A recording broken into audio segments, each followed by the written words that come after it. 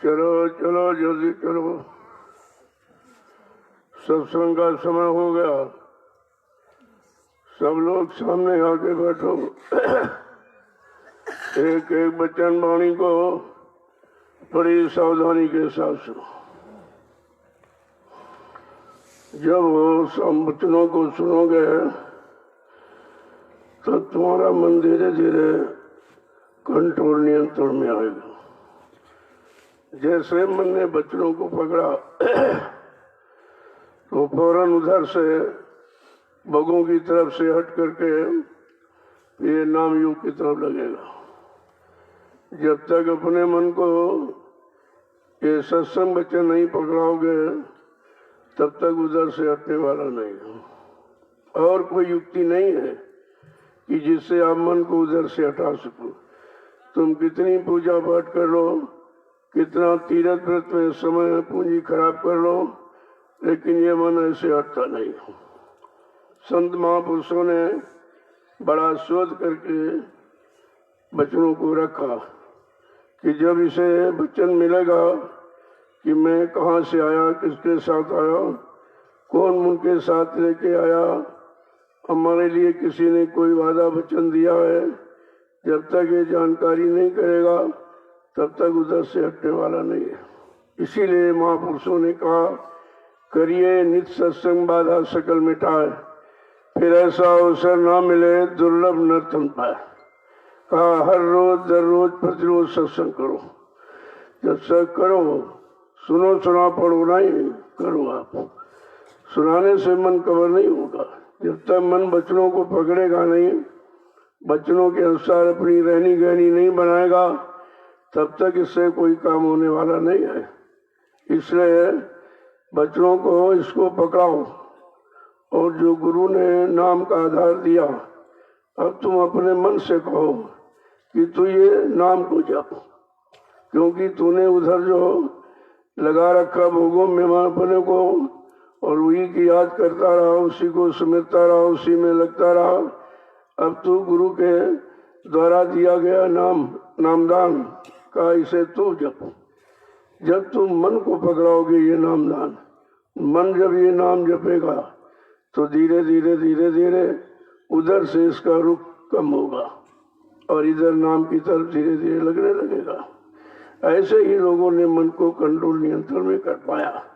वैसे तो कोई साधना शरीर की करो आप, उससे तो हुआ नहीं। तभी ऋषि मुनि डिग गए, ऋषि मुनियों को डिगा दिया इसने। तो बड़ा मतलब जो अंदर में बैठा है सब करतूत यही करता। अंदर में बैठा हुआ भी हम आप उसे नहीं समझ पाए हैं, न इसे सुधार पाए हैं, न इसको उधर से हटा पाए, न इधर लगा पाए हैं। ये सब काम हो नहीं पाया। महापुरुष अगर न आते तो मन का शुद्धिकरण होने वाला नहीं था। और मन अगर नहीं सुधरता और जीवात्मा वहाँ बेचारी इंतजार कर रही मन का, अरे भाई कब आएगा कब आएगा कब आएगा, तो ना ये उधर जाता, वो भी वहाँ बैठे बैठे इंतजार करते करते कितना समय युग निकल गया। यद्यप कोई दोष उसका नहीं है, क्योंकि उसने काल के किसी सामान का भोग का प्रयोग नहीं किया, लेकिन यही है कि अब संग साथ हो गया। इसीलिए कहा संग का दोष होता है। जैसे के साथ रहोगे, जैसी उसकी करनी होगी तुम्हारी करनी वही बन जाएगी। इसलिए कहा कि अच्छे लोगों का साथ करो। अच्छे मतलब कोई चिकने चुपड़े चेहरे वाले नहीं, कोई धनवान बलवान बुद्धिमान नहीं, जिसका अच्छा चरित्र हो, अच्छा खान पान हो, अच्छी सोच हो और अच्छे कर्म करता हो, उसको अच्छा कहते हो। जब किसी अच्छे साधक का साथ करोगे तो साधक तुम्हारे मन की कच्चाई को निकाल देगा। साथ का भी असर पड़ता है। इसीलिए तो महापुरुषों ने सत्संग वचनों का साथ कराया कि तुम सत्संग वचनों का साथ करो। ये आज तक जो काले अक्षर किताबों लिखे उनको पढ़ते पढ़ते रटते रटते तुमने और मन को खराब कर लिया। तुम समझते थे इसके अच्छा हो जाएगा, ये अच्छी कहानी पढ़ेगा, अच्छी किस्से पढ़ेगा और जो लोग काम किया उनका यश गान करता रहेगा। अरे भी वो तो काल की शक्तियां थी, उन्होंने काल का काम किया। जब तुम वो पढ़ोगे तुम भी तो काले के काम में बने रहोगे। तुमको तो दयाल का की बात सुनना है, दयाल के वचन सुनना है, दयाल के वचनों को सुनकर अपनी जीवात्मा का कल्याण कराना है, इसलिए ये वचन बिल्कुल अलग है। वो कथा वार्ता अलग है और सत्संग अलग है, ये तो बिल्कुल अलग। जय गुरुदेव, जय गुरुदेव, जय गुरुदेव, जय गुरुदेव, जय गुरुदेव, जय गुरुदेव। जय गुरुदेव नाम किसका, प्रभु का, जय गुरुदेव नाम किसका, प्रभु का, जय गुरुदेव नाम किसका, प्रभु का, प्रभु का प्यारा नाम। जय गुरुदेव। समृद्ध दाता दयालु पूज्य स्वामी जी महाराज, आज के इस प्रातःकालीन नैमिषारण्य की तपोभूमि पर लघु सत्संग में सम्मिलित होने वाले समस्त गुरुवासिक प्रेमीजनों, बड़े सौभाग्य के दिन होते हैं जब सत्संग मिलता है। सत्संग करने वाले महापुरुष का दर्शन दीदार मिलता है, ये तो बड़े सौभाग्य से होता है। महापुरुषों ने कहा, जब करोड़ों जन्मों की तपस्या, करोड़ों जन्मों के पुण्य, करोड़ों जन्मों की सेवाएं जब जीव की एकत्र हो जाती हैं, तब ये अवसर मौका हमें आपको मानव जीवन में मिलता है। इसीलिए तो कहा कि पुण्य पुंज बिन मिले न संता, संत बिना सूझे नहीं पंथा। बिना पुण्य कर्मों के संत महापुरुषों का मिलन नहीं होता है। जब तक संत महापुरुष नहीं मिलेंगे तब तक हमको अपने मानव जीवन का ज्ञान नहीं होगा कि परमात्मा ने मनुष्य शरीर क्यों दिया, किस काम के लिए दिया। ये तो जानकारी जब सत्संग सुनोगे तब आपकी समझ में आएगा।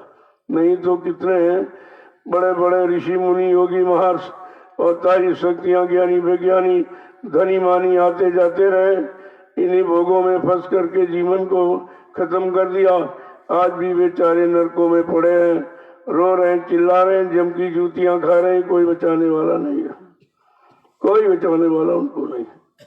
बचाने वाला जब इधर आएगा, इधर से पाक शान निर्मल पवित्र करके सारे कर्म कर्जे को उतार कर उधर ले जाएगा, तब बचाव होगा। ऐसे बचाव तो किसी का नहीं हुआ। सब बेचारे परेशान, कोई नहीं पहुंचा। देखो कितना ये जटिल विषय है, कर्मों का हिसाब और माया का प्रसार। माया के प्रसार फैलाव विस्तार में हम जो उसने कर्म का जाल बनाया उसी में फंस के रह गए, और किसी ने बताया नहीं कि ये कर्मों का जाल है। हम समझते थे यहाँ की यही रहनी गहनी है, तो उसी को हम आप करते रहे। कभी अच्छा किया, कभी बुरा किया, कभी पाप किया, कभी पुण्य किया, कभी शुभ किया, कभी अशुभ किया। इसी पाप पुण्य की बेड़ी में करते करते फंसते फंसते कितने युग निकल गए और अभी तक उससे रिहाई छुट्टी नहीं मिल पाई है। महापुरुषों ने कहा, अरे भाई, अगर कर्मों के जाल से निकलना चाहते हो, माया के काल माया की बनाई कर्मों की व्यवस्था से अलग होना चाहते हो, जन्म मरण से छुटकारा चाहते हो, तो संत महापुरुषों की बनाई जो व्यवस्था है का नाम का आधार वो भजन करो। केवल भजन एक ऐसा रास्ता है जिससे आप निकल के जा सकते हो। और तो तमाम देखिए, यहाँ पर जब से जीवात्माएं आई हैं तब से वही सब बताया कि सारी इंद्रियों के शुभ कर्मों को कराया गया। कहा तुम पूजा करो, पाठ करो, तीर्थ करो, व्रत करो, हवन जप तप यज्ञ गंगा स्नान, इसके अलावा आपको कुछ नहीं बताएगा। और ये सब है तुम्हारा फंसने वाला है। जब यहीं के कर्म करोगे तो यहीं रहोगे, शरीर के कर्म करोगे शरीर में ही आते जाते रहोगे। यानी मतलब कभी पशुओं के शरीर में, कभी जंगली जानवरों के शरीर में, कभी पक्षियों के शरीर में, कभी कीड़े मकोड़ों के शरीर में, ये तो आना जाना बना रहेगा। लेकिन ये कर्म जो शारीरिक कर्म है इंद्रियों के, वो शरीर को शुद्ध करते रहेंगे। लेकिन जब तक कोई संत महापुरुष आत्मिक कर्म कराने वाला, आत्मा का कर्म क्या है कि मतलब नाम का आधार मिल जाए और नाम की कमाई करके अपने घर चली जाए। तो महापुरुषों ने कहा कि जब तक भजन नहीं करोगे तब तक यहाँ से जाने का कोई प्रश्न नहीं होता है, और कोई ले ही नहीं जा सकता। जो भजन कराने आएगा भजन का रास्ता देगा, वही भजन कराकर इन जीवात्माओं को काल माया के देश से छुटकारा दिलाकर इनको घर पहुंचाएगा। मन भी अपने घर चला जाएगा, जीवात्मा अपने घर चली जाएगी।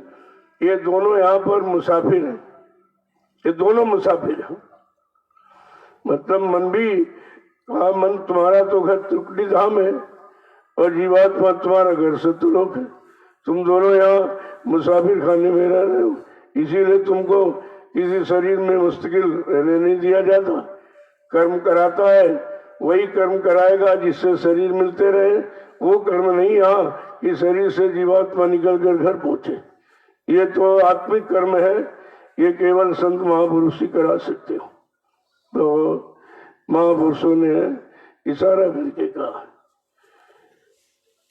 कि मन तुम भजन नहीं यदि करी हो, मन तुम भजन नहीं यदि करी हो, मन तुम भजन नहीं यदि करी हो, मन तुम भजन नहीं यदि करी हो, मन तुम भजन नहीं यदि करी हो, मन तुम भजन नहीं यदि करी हो, कोई नहीं तुम्हारा रक्षक, कोई नहीं तुम्हारा रक्षक, बसो घर में मरी हो,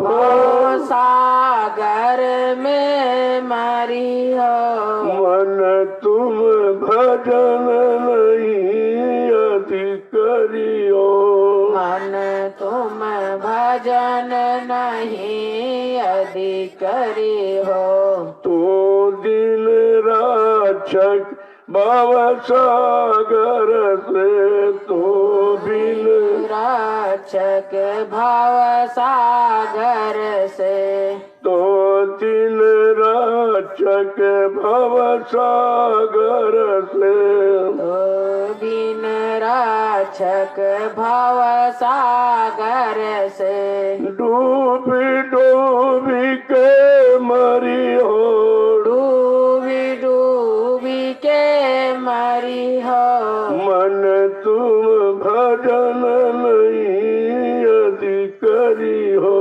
मन तुम भजन नहीं यदि करी हो। देखो मन को समझाते हैं कि जब तक तू भजन नहीं करेगा, भजन माने जो रास्ता तेरे घर जाने का है, जो आधार तेरे घर पहुंचाने का है, कहते नाम, नाम ही आधार है और नाम उधर पहुंचाएगा आपको। जब तक इधर कोई नाम देने वाला नहीं आएगा, नाम का सुमरन कराने वाला नहीं आएगा और ध्यान भजन कराने वाला नहीं आएगा, काहे मन, तब तक तू इधर से उधर जा नहीं सकता है। क्योंकि बिना तेरी रक्षा करने वाला कौन सा रक्षक जो भवसागर से तुझे उस पार निकाले। तो तुम डूब डूब के यही मरते रहोगे, आते रहोगे, जाते रहोगे, आते रहोगे, जाते रहोगे, तुम्हारा छुटकारा नहीं होगा। आगे क्या करें कि दुख सुख भोगी मनुज तन पायो बहु,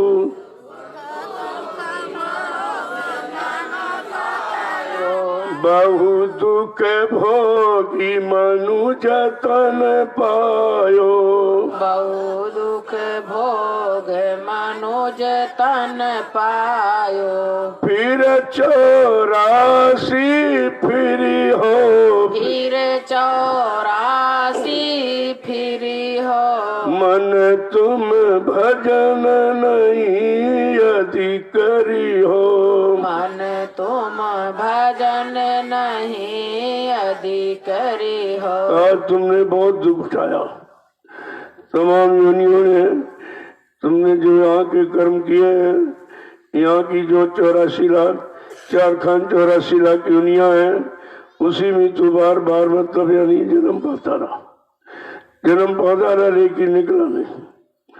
और कहा कि इन्हीं को कर्मों को कर तूने 84 पाई है। अब एक बार ये अवसर मनुष्य शरीर का मिला है, अगर इस अवसर को तूने चुका दिया है, चूक गया यानी भजन नहीं किया, तो फिर इसी 84 से तुमको निकल नहीं सकता है और न तुझे कोई निकाल सकता है। ये तेरा आना और जाना, जन्म और मरण, ये छुटकारा यहाँ कोई दिला नहीं सकता। आगे समझा के क्या कह रहे हैं, देखो एक एक वचन कैसे मतलब यानी किस तरीके से सरल करके जीवों को बताते हैं कि पहले तुम अपने मन को समझाओ और मन को इधर से उधर से हटाकर इधर नाम में लगाओ। जब ये नाम जपने लगेगा तो धीरे धीरे धीरे भोगों की आदत कम हो जाएगी और ये चल पड़ेगा।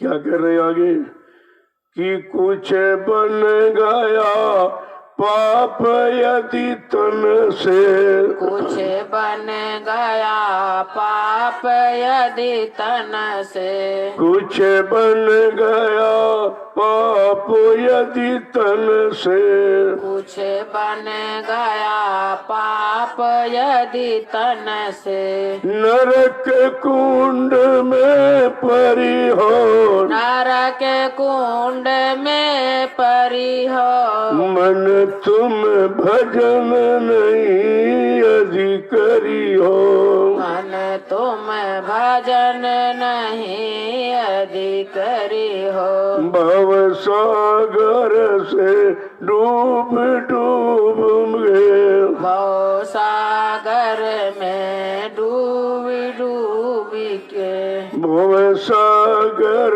में डूब डूब के, भव सागर में डूब डूब के, बार बार तुम मरी हो, बार बार तुम मरी हो, मन तुम भजन नहीं अधिकारी हो, मन तुम भजन नहीं अधिकारी हो। कहते अगर इस शरीर में रहकर कोई पाप बन गया तो फिर नरक कुंड में बार बार जाना पड़ेगा।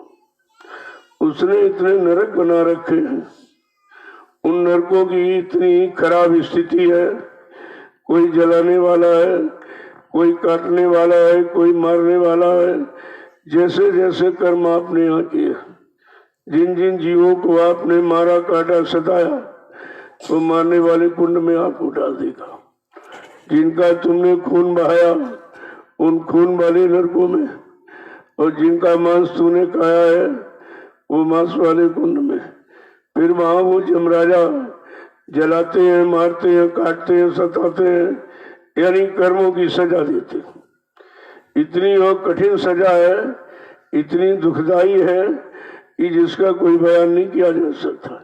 जो उधर संत महापुरुष आते जाते हैं, जो त्रिकालदर्शी हैं, जिनका जीवात्मा की आंख कान खुल गया है, वो उधर देखते हैं और सुनते भी हैं कि किस तरह की आवाज जीव लगा रहा है, कैसे रो रहा, चिल्ला रहा, लेकिन उधर कोई सुनने वाला नहीं है।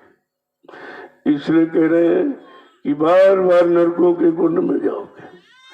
अगर उससे बचना है, वहां के नरक कुंडों की मार से बचना है, तो ये भजन कर ले। ये भजन का रास्ता इधर भी तुझे पाक साफ निर्मल कर देगा और उधर तेरे घर पहुंच जाएगा। फिर वो जमराजों की मार बच जाएगी।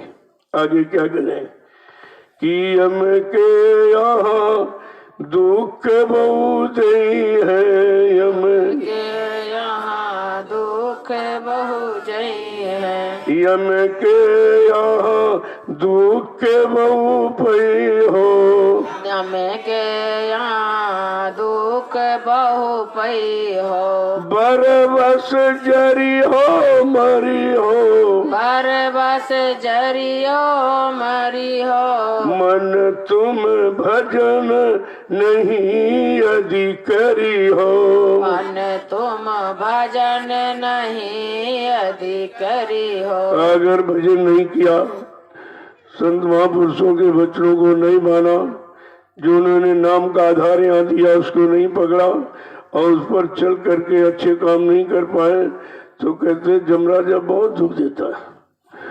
जम के दूत आएंगे तुम्हारे सीने पे लात रखेंगे, मार मार पीट पीट के जबरदस्ती यहाँ से मत जीवात्मा को निकालेंगे। कहा चल उधर चल, तूने जो वादा किया तूने वो भी कोई काम करने नहीं किया और जिसको तू साथी बनाया वो भी तेरा साथ नहीं दिया। तुम दोनों ने कितना यहाँ जुर्म किया है, तो इतना मारते हैं पीटते हैं, फिर ले जाकर के धर्मराज के दरबार में पेश कर देते। फिर तुम्हारी कर्मों की बही देखी जाती, तुमने क्या क्या किया है। तुम समझते हो कोई देखता नहीं है, हमने बुरा कर्म किया तो हमारा माफ हो जाएगा। ऐसे अभी माफी किसी को नहीं मिलती है। देखने वाला तुम्हारे अंदर ही वो जीवात्मा बैठी हुई। महापुरुषों ने इशारा करके ये भी आपको बताया कि तुम्हारे पीछे कुदरत ने एक कैमरा लगा दिया है जो तुम्हारी हर पल घड़ी की सारी घटनाओं को नोट कर रहा है। अब तुम यहाँ जो इंसान ने कैमरा बनाया उससे तो आप डरते हो कि सामने जाएंगे तो सच्चाई खोल देगा। जब कुदरत के यानी मतलब इंसान के बनाए कैमरे में डर है और भगवान का जो कैमरा अंदर बैठा उसका डर नहीं आपको, वो तो सबको देख रहा है। उसके बारे में मालूम ही नहीं, किसी ने बताया नहीं कि आपके पीछे कुदरत ने कैमरा लगा दिया है। वो सारी घटनाएं तुम्हारी सुबह शाम तक रात और दिन ये सब और स्वप्न तक की घटनाओं को नोट कर रहा है। क्या क्या आपने किया है, क्या क्या आपने सोचा है, किसके बारे में किसकी निंदा और बुराई चुगली की है, किससे आपने ईर्षा राग द्वेष किया है, किसका अपमान किया, ये सब नोट हो रहा। कहते हैं कि ये फिर यमराजा उधर जाएगा फिर और तुम्हारे कर्मों के अनुसार वो धर्मराज कहेगा ले जाओ इसको इस नरक कुंड में 1000 साल इसको डुबाओ और जलाओ, मारो और काटो। वो चीखने चिल्लाने की आवाज वो बहुत दूर तक जाती है, लेकिन वहां तो कोई सुनने वाला बैठा नहीं। वहां तुम्हारा कोई हमदर्दी साथ थोड़ी जाएगा। जिसको आपने हमदर्द बनाया, अपना बनाया कि अपना साथी अपना साथी अपना साथी, साथी बराती संगाती कोई नहीं निकला। सबने यहीं पर साथ छोड़ दिया और तुम अकेले, फिर तुम्हारा अकेला मन और अकेली जीवात्मा ये दोनों धर्मराज के दरबार में पेश कर दिए जाते हैं और सब वो कर्मों की वही दिखाता है।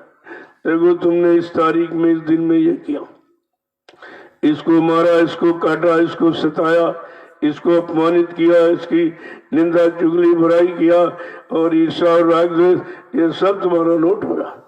तुम ऐसा मत समझो कि कोई देखता, तुम ही नहीं देखते हो लेकिन तुमको सब देख रहा। तुम नहीं जानते हो, तुमको सब जान रहा है।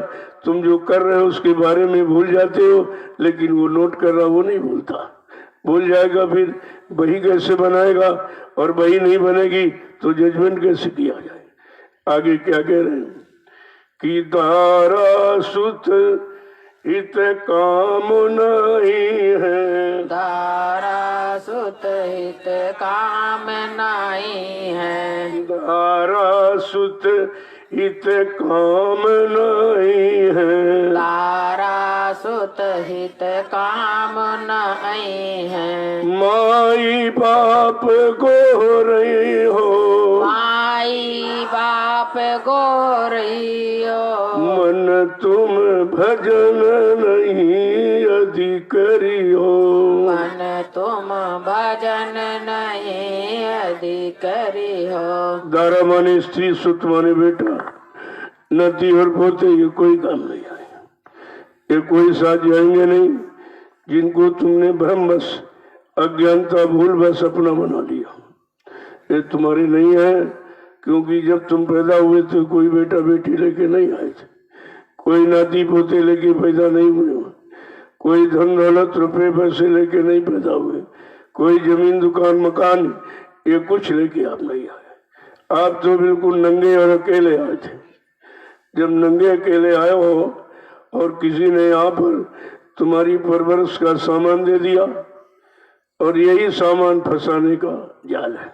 इसको हमने आपने समझा कि चलो शरीर मिल गया है तो मतलब पहला बंधन शरीर का, पहला बंधन देह का, दूसरा त्रिया जान, चौथा पुत्र, पांचवा नातीमान। काल ये सब बंधन लगा दिए उसने। और हमने कहा ये सब हमारे हमारे हमारे। अरे भाई जब तुम आए थे नंगे और अकेले आए हो, जब किसी को लेके साथ में नहीं, तुम्हारे यहाँ कैसे कोई हो गया, तुम्हारा कैसे हो गया? यही भ्रम, यही भूल तो अच्छे अच्छों को बुलाए बैठा। आज तक हम लोग इसी भूल भलैया में फंसे हैं, ये हमारा ये हमारा ये हमारा, और इसी हमारे हमारे को संभालते संभालते जीवन चला गया। समझ में कुछ नहीं आया कि अगर हमारा होता तो हमारे काम होता, हमारे साथ जाता, हमारी कोई हमदर्दी, कोई मदद करता। ये तो सब यहाँ छूट के चले गए, मैं अकेले रह गया हूँ। तो कहा तुम्हारा साथी भजन है, भजन तुम्हारा साथी है, और भजन कराने वाला तुम्हारा साथी। जो सदगुरु दाता दयाल तुम्हें हमें आपको नाम का रास्ता देते हैं, यही नाम तेरे काम आएगा।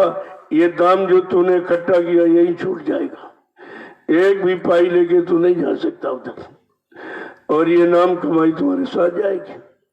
तभी कहा नाम की कमाई करो, नाम की कमाई करो। उसी नाम की कमाई को कहते भजन करो, भजन करो, भजन करो, यानी भगो यहाँ से। ये देश तुम्हारा नहीं, ये व्यवस्था तुम्हारी नहीं, ये शरीर तुम्हारा नहीं, ये जमीन दुकान मकान तुम्हारा नहीं है, ये धन दौलत तुम्हारा नहीं, तुम्हारा यहाँ कोई नहीं है। चलो भगो यहाँ से देश से। अब भगने का रास्ता नहीं मालूम था तो रास्ता दे दिया। किस कौन सा आधार है, किस पर बैठ के भगे?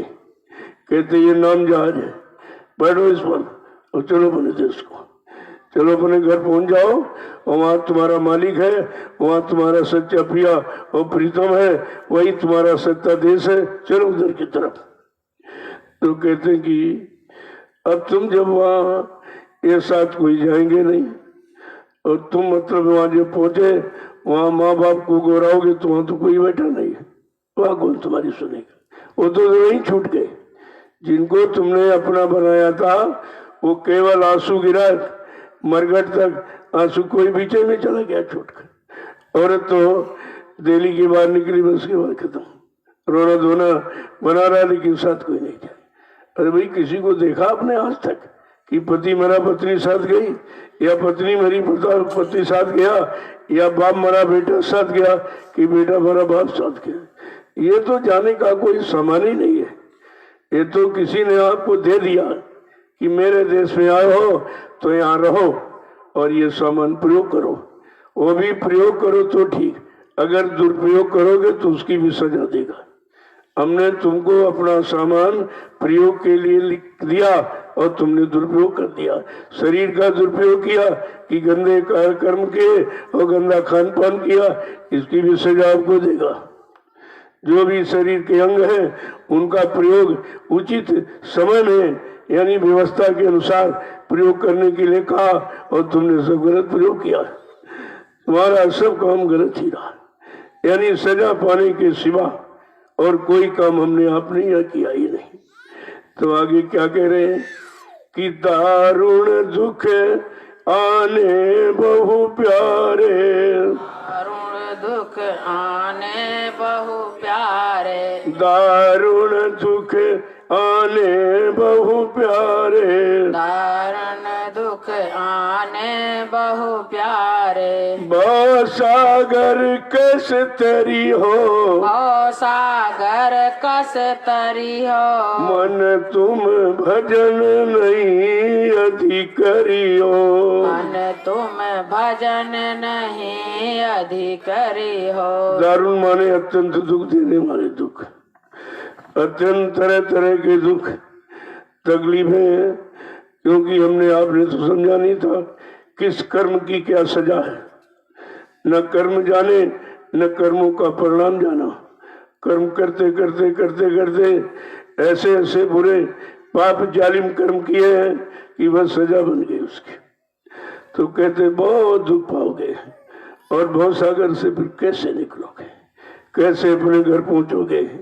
तुम तो वो कर्म कर रहे हो, ये इसी भव सागर में आने जाने वाले इन्हीं मतलब यानी वही कर्म करते हो जिससे यही बार बार 4 कान 84 नरक की योनियों में आना जाना होगा। निकलने वाला कोई कर्म बताइए नहीं किसी को, क्योंकि किसी को मालूम नहीं था कि 4 कान 84 लाख योनियों से निकला कैसे जाएगा। फंसने वाले तो कर्म बता दिया आपको, कभी पाप कभी पुण्य, कभी पाप कभी पुण्य, ये दोनों कर्म फंसाने वाले। और निकालने वाला कहते हो आत्मिक कर्म, वो भजन है। ये सुमरन ध्यान भजन जो करते हो, परमार्थी सेवा, ये सब निकलने वाले कर्म। बाकी जितने भी आपने आज तक किए और कर रहे हो, वो करते रहोगे, वो कोई भी कर्म इस भवसागर से निकलने वाली नहीं, इधर से उधर ले जाने वाले नहीं, तुमको तुम्हारे घर पहुंचाने वाले नहीं। तो आगे क्या करें, बार बार कितना समझा कि रक्षक कौन तुम्हारा होगा, रक्षक कौन तुम्हारा होगा, रक्षक कौन तुम्हारा होगा, रक्षक कौन तुम्हारा होगा। गुरु का पंथ न धरी हो, गुरु का पंथ न धरी हो, मन तुम भजन नहीं अधिकरी हो, मन तुम भजन नहीं अधिकरी कहते अब ये विचार करो, इधर रक्षा करने वाला कौन होगा, इस भवसागर से बचाने वाला कौन होगा, काल माया के देश से छुटकारा दिलाने वाले कौन होगा, जन्म मरण से अलग कराने वाला कौन होगा, ऐसी रक्षा हिफाजत करने वाला तुम्हारा कौन है। कहते वो सतगुरु है। जब तक सतगुरु का पंथ माने रास्ता हम आप नहीं धारण करोगे, तब तक यहाँ से कोई निकाल नहीं सकता। देखो कितना जटिल है, और 3 युगों से हम फंसे पड़े, क्योंकि इस समय सतगुरु आए नहीं। जब निकालने वाला आया नहीं तो निकालेगा कौन? जब निकालने वाला आया वो भी नाम जहाज लेके आएगा। वो भवसागर में हम डूब रहे, गोते खा रहे, वो हमको निकाल कर अपने नाम जहाज पर बैठा लेगा और बैठा करके हम सबको अपने घर पहुंचाएगा। आज जब तक वो रक्षक नहीं मिलेगा तब तो यहाँ सब बच्चक हैं, कोई रक्षक नहीं, सब बच्चक। तब तुम्हारा नुकसान कराने वाले, शरीर की शक्ति खींचने वाले, नोचने वाले, इसके अलावा यहाँ तो कोई ऐसा ही नहीं है जो तुम्हारी रक्षा कर दे। सब अपना स्वार्थ हल कर रहे हैं, और जिसका स्वार्थ हल नहीं वही तुमसे नाराज हो जाएगा, वही नफरत करेगा, वही लड़ाई झगड़ा करेगा। तो ये स्वार्थ अपना निकालने की तुम्हारा कोई कुछ काम कर रहे हैं। तुम अभी तक ये भी नहीं समझ पाए हो कि हमारा काम कौन कर रहा, कौन हमसे अपना काम करा रहा, कौन अपना लाभ प्राप्त कर रहा, कौन हमको लाभ दे रहा। अभी तक इसी पर विचार नहीं कर पाए हो, जबकि धर्म शास्त्र बराबर इशारा करते रहे, बराबर इशारा करते रहे। मतलब हित अनहित पशु पक्षी जाना और मानव तन गुण ज्ञान निधाना, कि हित अनित पशु पक्षी भी जानता, और तुम मनुष्य होकर आज तक अपना हित अनित नहीं समझ पाए हो। वो अपना हित तुमसे कर रहे, तुम सोचते हो हमारा हमदर्दी है, हमसे प्रेम करता है, हमारा है। अरे तुम्हारा नहीं है, वो तुम्हारे से अपना स्वार्थ हल कर रहा, इसलिए तुम्हारा बन रहा है नहीं, बन रहा है। कुछ दिनों जब तक स्वार्थ निकलता रहे साथी बना रहे, और बाद में लड़ाई करता है। जब नहीं स्वार्थ निकलेगा तो झगड़ा करेगा, और रोज ही आप ही अनुभव कर रहे हो। लेकिन उससे बचे कैसे, निकले कैसे, ये रास्ता नहीं था। वही रास्ता संत महापुरुष देने आते हैं कि जहाँ तुम पीटे जा रहे हो, लूटे जा रहे हो, मारे जा रहे हो, वहां से निकलकर चल इस रास्ते पर, ये नाम का रास्ता है, भजन का रास्ता, इस पर चल, तू अपने घर पहुंच जाएगा और इनसे छुटकारा भी मिल जाएगा। आगे क्या कह रहे हैं, कितनी बार देखो समझा के कह रहे हैं, क्या कह रहे हैं समझा के, कि सब की खोज किया नहीं सतगुरु, सब की खोज किया नहीं सतगुरु, अब की खोज किया नहीं सतगुरु, अब की खोज किया नहीं सतगुरु, फिर पीछे पछितइयो, फिर पीछे पछतइयो, मन तुम भजन नहीं यदि करियो।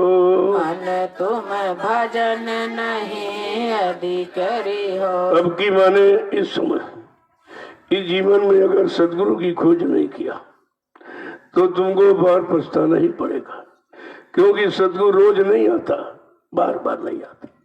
कभी कभी दया कृपा मेहरबानी करने के लिए वो मानो चोले में आकर हम सब मानो शरीर में रहने वाली जीवात्माओं का उद्धार करते हैं, कल्याण करते हैं। इधर से निकाल कर उधर ले जाएंगे, इधर जितना कष्ट मुसीबत है इसको दूर करके तुमको आनंद में चेतन में देश में पहुंचाते हैं। कहा अगर अब की बार जो चूक गया ये मानो तनगर व्यर्थ में चला गया, सदगुरु की खोज नहीं की तो फिर आपको पीछे पछताना रह जाएगा, और पछताने से तो कोई काम बनेगा नहीं। इसलिए कि जय गुरु कहे, जय गुरुदेव कहे फिर दुख में, जय गुरुदेव कहे फिर दुख में, जय गुरुदेव कहे फिर दुख में, जय गुरुदेव कहे फिर दुख में, किसकी ओर निहरी हो, किसकी ओर निहरियो, मन तुम भजन नहीं अधिकरी हो, मन तुम भजन नहीं अधिकरी हो। इसलिए समय के सतगुरुदाता दयाल ने जो जय गुरुदेव नाम जगाया, कहा अगर इसको तुमने याद नहीं किया तो फिर तुम किसकी ओर निहारोगे, किसको पुकारोगे। उस आपत्ति में जब जमराजा मार लगा रहा है, जम के दूत मार रहे होंगे, उस समय तुम किसकी तरफ देखोगे, क्योंकि वो स्थिति किसी को नहीं दिखाई देती।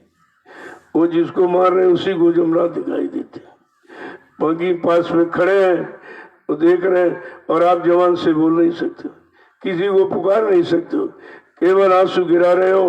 वो क्योंकि स्थिति तुम्हारे पर बीत रही है, मार तुम्हारे लगा रहे जमराजा, उस मार को केवल जीव ही देखता है और कोई नहीं देख सकता। कहते कितनी जटिल स्थिति है और इससे बचना बड़ा मुश्किल है। जब ऋषि मुनि योगी महर्षि और तारी शक्तियां ज्ञानी विज्ञानी नहीं बच पाए तो हम सब कलयुग के गंदे जीव, गंदे कर्म करने वाले, गंदा खान पान करने वाले, गंदी संग सोबत में रहने वाले, हम अपने आप को कैसे बचा सकेंगे। तो कहते तुम किसकी ओर देखोगे, किसकी ओर निहारोगे, और कौन तुम्हारा मदद करने वाला उस समय होगा। कहा ये सब केवल थोड़ी देर के साथ ही रहते। कहाँ तक, मरघट तक, बहुत ज्यादा मरघट तक। तो बताएंगे कि कौन तुम्हारा कहाँ तक साथ देगा। कि देहरी तक पत्नी का नाता, देहरी तक ही पत्नी का नाता, पोली तक माँ का नाता है, मरघट तक जाते भाई बंधु, पर हंस अकेला जाता है। देखो सबके रिश्ते बता दिए। दरवाजे की देरी तक स्त्री रो पीट के वो भी अंदर चली जाएगी, थोड़ी दूर माँ भी जाएगी, पकड़ कर रोके वो भी अंदर चली जाएगी, भाई भी रोएंगे वो भी यही रह जाएंगे। गांव मोहल्ले वाले कुछ लोग मरघट तक जाएंगे और जला करके भूखे वो भी घर वापिस चले आएंगे। तुम्हारा कोई साथी निकला जिसने तुम्हारा साथ दिया हो, जो तुम्हारे साथ गया हो, या कोई सामान जिसका इकट्ठा करने में सारा जीवन आपने लगा दिया, और चोरी भी की और डकैती भी की और झूठ छल कपट बेईमानी धोखाधड़ी सब किया है, और वो सब यहीं पड़ा, यहीं पड़ा है सब जिसके लिए किया, और जो किया वो कर्म तुम्हें सजा दे रहा। इसीलिए संत महापुरुष कहते हैं अरे भाई कुछ सत्संग करो। जब सत्संग करोगे और सुनोगे तब तुम्हारी समझ में सब आ जाएगा, क्या अच्छा है, क्या बुरा है, क्या पाप है, क्या पुण्य है, क्या शुभ क्या अशुभ है, कौन माँ बहन बेटी बहन भाई, ये सब समझ में आपके आ जाएंगे। देखो बच्चे को हटा, उसको पेट तोड़ रहा है, खिलौना समझते तुम लोग। बात की बात ही कुछ नहीं समझ पाते, न कुछ करना धरना, यहाँ जो बना बना उसको भी करना। कह रहे महापुरुष, इसीलिए सदगुरु आए, कहा चलो बहुत युग बीत गए हैं, चलो भूले भटके जीवों को, जीवात्माओं को, चलो उनको होश दिलाया जाए, उनको नाम की डोर पकड़ाई जाए और कहा जाए चलो पूरे घर की तरफ। तुम्हारा घर उधर इधर नहीं है, तुम्हारा इधर कुछ नहीं। ये शरीर भी जिसको तुम अपना मान रहे हो, इसी को रात दिन खिलाने में, पिलाने में, सजाने में कितना समय खराब करते हो, और सब समय इसी में चला गया। और ये तुम्हारा है नहीं। तुम कितना अच्छा इसमें भोजन डालो, कितने अच्छे कपड़े गहने जेवर पहनाओ, तुम्हारा ही नहीं, तो तुम्हारा कैसे बन जाएगा? तुम्हारा कैसे बन जाएगा? इसी बात को तो अभी तक नहीं समझ पाए, कौन हमारा है कौन पराया।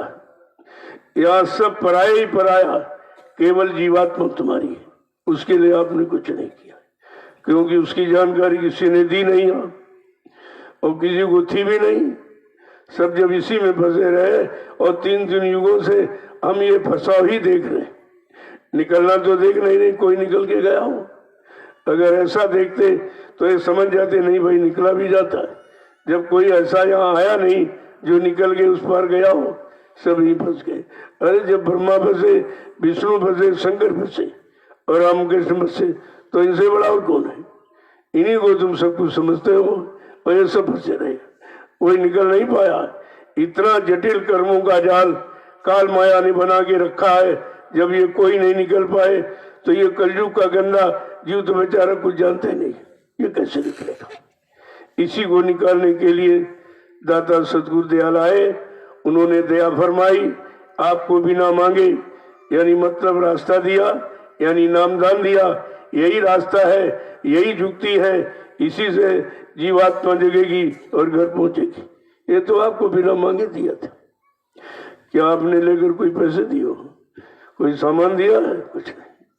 तभी आपसे कह रहे भाई इतना अमूलक नामदान तुमने ले लिया है, ये तो कर्जा चढ़ गया है। चलो धीरज से जो तुम कमाई करते हो उसका दशांश निकाल कर कहीं परमार्थ में लगा देना, तो तुम्हारा ये काम ठीक हो जाएगा। तब आपको परमार्थी सेवा के लिए सारा किया जा रहा कि अपना दशांश परमार्थी सेवा, और तुम सारा धन ईश्वार्थी सेवाओं में लगाते रहे। बाल बच्चे पालने में, पढ़ाने लिखाने में, घर मकान बनाने में, इनसे उससे व्यवहार करने में, कर्जा देने में, फिर ब्याज लेने में, ये तो तुम और लाद रहे हो। एक तो दशांश आपने दिया नहीं, और धन को दूसरों को दिया तो उससे ब्याज ले रहे हो। ये और मतलब यानी, और कर्जे में कर्जा है नहीं, ये तो तुम्हारा वो तनाव बच गया। ये चक्रवृद्धि ब्याजी ये ले रहे हो, तो कभी छुटकारा पाओगे, कभी निकल पाओगे? और ये धन किस लिए दिया गया कि अपनी आवश्यकताओं की पूर्ति कर लेना, और फिर इसी धन से संत महापुरुषों के आदेश पर खर्च करके अपना काम भी बना लेना।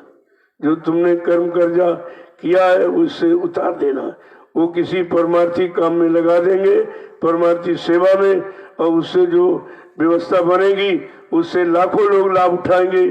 तुम्हारा कर्म कर्जा वो सब उतारेंगे जो तुम्हारी बनाई व्यवस्था से लाभ उतारेंगे, लाभ प्राप्त करेंगे। देखो कितना बड़ा तुम्हारा काम, वो तुम्हारा कर्म कर्जा सब लोग कैसे उतारे मिलकर। जब परमार्थी सेवा करोगे उससे कोई व्यवस्था बनेगी, उस व्यवस्था का जब लोग लाभ उठाएंगे वो भी तुम्हारे कर्म कर्जे को निपटाएंगे, तब उतरेगा। इतना आपने लाद रखा, तो लदा हुआ तो दिखाई नहीं दे रहा, और यहाँ लाते रहे तो लाते रहे, क्योंकि सत्संग सुनते नहीं हो। कभी इधर चले गए, उधर बैठ गए, कहते बहुत दिन से हो रहा, हम तो बहुत सुन रहे। अरे सुनने से थोड़ी काम बनेगा, वो तो करने से काम होगा। सुनते सुनते सुनते कितना समय निकल गया, और सुनाने वाला सुनाता रहा और तुम कानों से सुनते रहे और मन को आपने कभी पकड़ाया नहीं, समझाया नहीं, मन को ठीक किया नहीं, तो फिर सत्संग का मतलब क्या है? सत्संग मन को सुधारने के लिए कहा जाता है कि अगर ये मन ठीक हो जाए तो सब ठीक हो जाएगा और आपको कुछ नहीं करना, केवल अपने शैतान मन के पीछे पड़ना है कि जो कुछ करता रहा है उससे अलग करना है और बुराइयों की तरफ जाने नहीं देना, बुरे लोगों के साथ रहने नहीं देना और बुरे कर्म यहाँ करने नहीं देना और बुरा खान पान खाने नहीं देना। बस यही तो आपको करना और क्या करना, और कुछ नहीं करना। और ये तो कोई करता नहीं। कहते हम पूजा करते हैं, पाठ करते हैं, तीर्थ व्रत करते हैं, ये करते हैं, नहीं, इसका मतलब क्या है? अरे ये सब मन के शुद्धिकरण की था। चलो मन को तीर्थे में ले जाओ, वहां देखेगा कि भाई बहुत अच्छा है, हमको भी अच्छा बनना चाहिए। जहां जहां ले जाए ये व्यवस्था बनाई गई है केवल मन को ठीक करने के लिए, और कुछ नहीं था, केवल मन को ठीक करने के लिए। और आपने वो काम आज तक नहीं किया। जाते रहे, आते रहे, घूमते रहे, फिरते रहे, श्रम समय पूंजी खर्च करते रहे और मेरा कुछ लेके कुछ नहीं आए। लेना वो क्या था? अभी पत्थर के लिए गए तो पत्थर तो कुछ देगा नहीं, आप न तुम्हारी फरियाद सुनेगा, न कोई आशीर्वाद देगा, तो फिर तुम पाओगे कहाँ? तुमने कभी चेतन की तलाश की है? चेतन संत महापुरुषों के कभी पास गए हो? उन्होंने चेतन देश ले जाने वाला जो संदेश सत्संग सुनाया, क्या कभी आपने सुना है? सब वही घिसी पीटी बातें। वो एक राजा थे, एक रानी थी, ये थे, वो थे। अरे वो थे, लेकिन तुम क्या हो? तुमको बनना है, तुम क्या बन पाओगे? तुम राजा बन पाओगे? तुम वो धनीमानी बन पाओगे जिनकी कहानियां पढ़ते हो? क्या वो पढ़ने से कोई बन जाएगा? अरे करने से बनेगा, और करना सिखाता केवल सत्संग। सत्संग तुम्हारी रहनी गहनी बताता। क्या किया वो छोड़ करके अब क्या करना है? इधर थे उधर थे, हटके इधर लगना। कहाँ चल रहे थे उधर चाल बंद करके, चाल कुचाल बंद करके इधर अच्छी जगह चलो। ये सब सत्संग सिखाता है। तभी तो महापुरुषों ने कहा सत्संग मानव जीवन के लिए अति अनिवार्य है। हर पल घड़ी आपको सत्संग मिलना चाहिए। सत्संग मिलता रहेगा, तुम कहीं कुछ भी यानी गंदे कर्म नहीं कर पाओगे, गंदे खान पान में नहीं जा पाओगे, गंदी संग सोबत में नहीं जा पाओगे, तो ये सब तुम्हारा पाक साम निर्मल पवित्र हो जाएगा।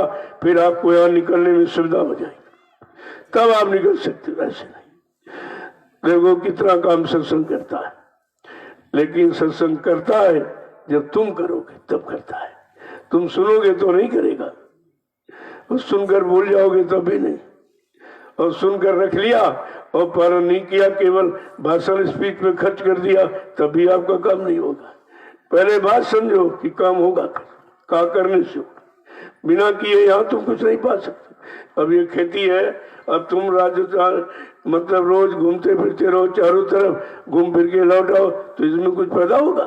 फिर तुमको नहीं हमने बहुत समय दिया, हम खेत के चारों तरफ रोज घूमते रोज जाते, तो घूमने और जाने से काम नहीं होगा, काम करने से होगा। ठीक इसी तरह तुम कहाँ कहाँ घूमे, तीर्थों में गए, उस मंदिर में, मस्जिद में, धर्म स्थलों में, दुनिया हमने घूम ली। अरे दुनिया तो तुम कितनी बार घूमते हो? ये रोज ही तो घूम रहे हो कि जन्म मरण जो ये घूमना ही तो है। ये जन्म मरण हो रहा, कभी उस प्रांत में पैदा के जिले में, कभी इन जातियों में पैदा हो गए, कभी पशुओं में, पक्षियों में। ये तो भ्रमण तुम्हारा बहुत दिन से हो रहा, और अभी भ्रमण के चक्कर में उनको ये भी नहीं पता है कि भ्रमण करते करते जीवात्माओं को कितने युग निकल गए इन्हीं शरीरों में जाते जाते, लेकिन मिला कुछ नहीं। इससे नहीं मिलेगा। वो तो जब कराने वाला कोई संत महापुरुष मिलेंगे जिनको असली करनी मालूम है कि असली करनी और असली कर्म है क्या, असली क्रिया है क्या, जब वो मिलेंगे तब आप असलियत को जानोगे। जब असलियत को जान लोगे और करोगे तो असलियत आपके पास हो जाएगी। बिल्कुल सीधा फॉर्मूला है। तो ये सच्ची अच्छी करनी कराने वाले संत महापुरुष जब मिलेंगे तो ये उल्टी सीधी जो ये करनी तो आप रोज ही करते हो, लेकिन वो करनी 4 खान 84 लाख योनियों में जाने वाली है। वही कर्म हम आप करते हो कि जो मतलब हमें बार बार जन्म मरण की तरफ ले जाते, वो कर्म नहीं करते हो जो संत महापुरुषों ने आत्मिक कर्म बताया। भजन, अगर भजन कर लो तो यहाँ से निकल जाओगे। भजन निकलने का ही तो नाम है, और क्या है। लेकिन धीरे धीरे धीरे धीरे आते जाते रहोगे, सत्संग करते रहोगे, फिर घर में जाकर के इन वचनों को याद करते रहोगे। नहीं नहीं, हमको ये रोका टोका गया है, इस काम के लिए मना किया गया, इस काम को करने को कहा गया। जब इस तरह अपनी रहनी गहनी आप बना लोगे तो आप ठीक हो जाओगे। तुम तो ठीक ही थे लेकिन बिगड़े हो। अरे भाई, जब बच्चा माँ के पेट से पैदा होता, कोई शराबी कौन नहीं पैदा होता, क्या कोई चोर डकैत पैदा होता, कोई व्यभिचारी गुप्तचारी पैदा, सब पाक सामने निर्मल पवित्र होते और 3 गुण लेके आप आते हो। जब पैदा होता बच्चा तो 3 गुण, शाकाहारी, सदाचारी और ब्रह्मचारी, ये बन के पैदा हुआ।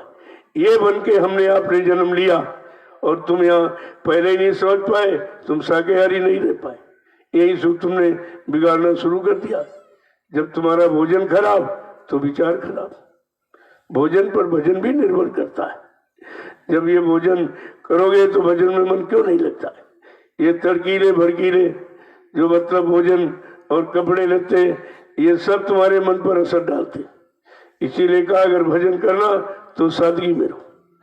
सादगी में तुम पैदा हुए तो कोई कपड़े लेते पहन के पैदा हुए थे, बिल्कुल एकदम नंगा, एकदम जैसा सीधा आया, कोई बनावट नहीं, कोई दिखावट नहीं, कोई सजावट नहीं, एकदम नंगा पैदा किया। और कादे किसे ध्यान रखना, इसी तरह से तू शरीर को रखना, कोई इस पर बनावट और सजावट मत करना, नहीं इसी में तेरा सारा जीवन चला जाएगा। और ये तुम्हारा है नहीं, मैं तुमको दे रहा हूँ और दे रहा हूँ इसलिए इसको पाक साफ पवित्र रखना, इसको शाकाहारी, सदाचारी, ब्रह्मचारी ये शिक्षा देना और इसी शिक्षा में इसको बनाए रखना। कोई अपराध नहीं होगा, कोई सजा नहीं मिलेगी। लेकिन सब भूल गए, जैसे आए थे वैसे कहाँ है। हम तो तरह तरह की बनावट सजावट इसमें कर रहे हैं, इसी में सारा जीवन खत्म कर रहे हैं और मिलने वाला कुछ नहीं। सजावट बनावट तो और हानिकारक। तुमने शरीर की सजावट की, तुम्हारा मन खराब और जो देखता उसका भी खराब। अब दो को आप अपना को खराब किया और देखने वाले को खराब किया, ये भी आपने नुकसान, अपराध ही तो आपने किया। ऐसी सजावट करते हो फिर देखने वाला कोई जरूरी है कि अच्छे तरीके से देखे, वो भी बुरे तरीके से देखेगा, बुरे भाव भी बनाएगा, फिर बुरी विचारधारा से तुमको छेड़ेगा उसमें, तो वो भी पाप हो जाएगा। ये पाप करने के 2 तरीके, एक तो देख के लोग पाप करते, अगर आंखें न देखें तो कोई पाप नहीं हो। सूरदास जी नाम बीरो मंगल था इनका। बचपन में तो कुछ लोगों के साथ रहकर आदत बिगड़ गई, बेश्या के घर जाने लगे और बेश्या के तो बहुत लोग जाते हैं। उसका कोई पति तो है नहीं, उसका कोई पति तो है नहीं, वो जो गया वही पति, जिसने रुपया दे दिया, पैसा सामान दे दिया, वही उसका बन गया। तो बेश्या क्यों जाने लगे। आदत देखो कैसे बिगड़ी, ऐसा संग साथ हो गया, वो सब जाते थे भी जाने लगे धीरे धीरे। और वहां पर बड़े बड़े छोटे सभी आते। तो एक मतलब यानी एक राजा भी वहां आता था बेश्या का। उसने देखा कि है ये गरीब चिथड़े पिथड़े पर गया, ये भी यहाँ आता है। तो उस राजा ने बहुत पीटा, बहुत पिटाई की, इतना पीटा कि समझो एक तरह से मार के कहा इसको फेंक दो था, उधर डाल दिया। तो बेचारे मरे नहीं थे। धीरे धीरे धीरे जब होश आया तो संभल के चले और घर पहुंचे तो बस सोचने लगे कि ये अपराध हमको किस कारण मिला है, किसके द्वारा अपराध मिला। कल अगर आंखों ने बेश्या को न देखा होता तो आज ये दशा हमारी नहीं होती। ये सारा दोष आंखों का। उन्होंने दोनों आंखें फोड़ ली, दोनों आंखें फोड़ ली। बस वहीं से उनको ज्ञान हो गया कि सारा दोष आंखों का है।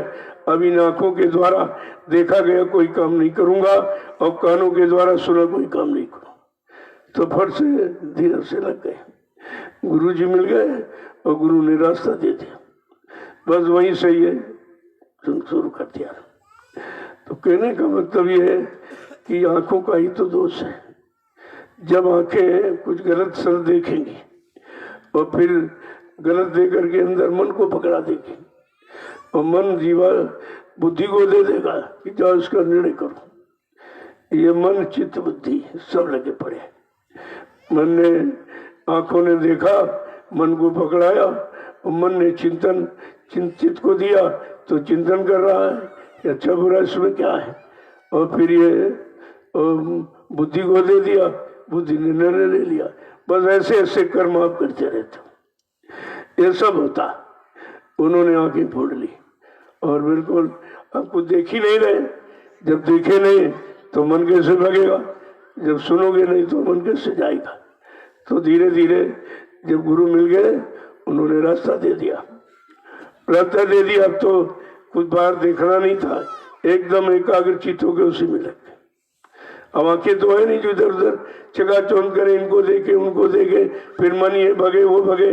अरे मन दे आंख ही मन को भगा देती थी देख करके, चलो बहुत अच्छा है बहुत अच्छा, ले लो उसको लूट लो। तो धीरे धीरे वो लग गए इसमें। अब रास्ता मिल गया तो मतलब यानी देखो कहां से कहां पहुंच गए, कहां से कहां पहुंचा दिया। ये है गुरु की महिमा। यानी करने वाला जब गुरु से दिया हुआ आधार सामान ले लेता है और करने लगता है तो वो कहां से कहां पहुंच जाता। आज वो महात्मा सूरदास कहे जाते। उन्होंने सब अंतर्चित्त वृत्ति में जब ये आंखें बंद खत्म हो गई, जब भजन करते हो तो एक तरह से आंखें फोड़ी तो लेते हो, आप आंखों को बंद करते हो कि आंखों का कोई काम नहीं, उधर भजन में इन आंखों का कोई काम नहीं। और कान भी बंद करते हो कि भजन में इन कानों का कोई काम नहीं। इसका मतलब ये साफ जाहिर है, रोज आप प्रैक्टिस करते हो, अभ्यास करते हो कि भजन में आंख कान का कोई काम नहीं। इधर की आंखें बंद होगी और कान बंद हो गए तभी कुछ उधर होगा। जब उधर इनको बंद करने से होगा तो आप समझ लीजिए इनको परमानेंट बंद कर दीजिए, इधर देखना इधर सुनना। इसीलिए जो साधक होते हैं वो बिल्कुल इधर से विरक्त हो जाते हैं, न इधर देखते हैं न सुनते हैं, न इधर का कोई ये तीखा चटपटा कोई भोजन जो रूखा सूखा मिल गया और खाया बस भजन में लग। एक सप्ताह की रोटी बना लेते थे, उनको सुखा लिया, पतली पतली बड़ी बड़ी बनाई, उनको सुखा लिया दो और सुखा करके झोले में रख लिया। जब भूख लगी एक रोटी निकाली, उसको भिगो दी पानी, बस खा लिया, फिर भजन में लग गए, फिर भिगोया खा लिया, भजन में लग गए। ऐसे भजन होता है। और तुम ये चिकने चुपड़े जो घर में खाते रहे हो अभी तक, वही यहाँ ढूंढ रहे हो, तो तुम यहाँ भजन करने आए कि भोजन करने आए? यहाँ भजन करने आए कि भोजन करने आए? यहाँ भजन करने आए कि सोने आए हो? यही अभी तक नहीं तय कर पाए हो। जब आपको इस भूमि पर क्यों लाया गया? जमीन तो बहुत थी, कहीं ले जाया जाता। और आप मथुरा वो भी भूमि, वहां भी गए, वहां लोग क्यों नहीं टिक पाए? कहा ये धर्म भूमि नहीं है, ये तो राजा कंस की अत्याचारी की भूमि है। और भगवान कृष्ण ने उस भूमि को अपने कब्जे में करने के लिए करोड़ों को मार डाला, हत्या किया, खून खराबा। वो तो खूनी जमीन है हत्या करने के बाद वाली, इसलिए वहां कोई धर्म नहीं कर पाया, कोई टिक नहीं पाया और सब छोड़ के भाग गए, चले गए। तो आपको इसीलिए इस तपोभूमि पर लाया गया।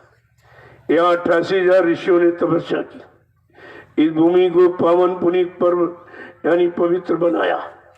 चलो इस पर तुम्हारा कुछ काम हो जाए। तुम कहाँ जमीन बनाने जाते? तुम यानी अगरबत्ती जगाकर और फूल पत्थर चढ़ाकर क्या जमीन को पवित्र बना सकते हो?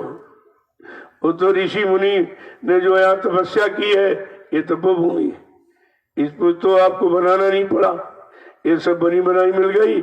इधर आपको कुछ नहीं करना, केवल इस पर बैठ करके अपनी जीवात्मा का कल्याण करना।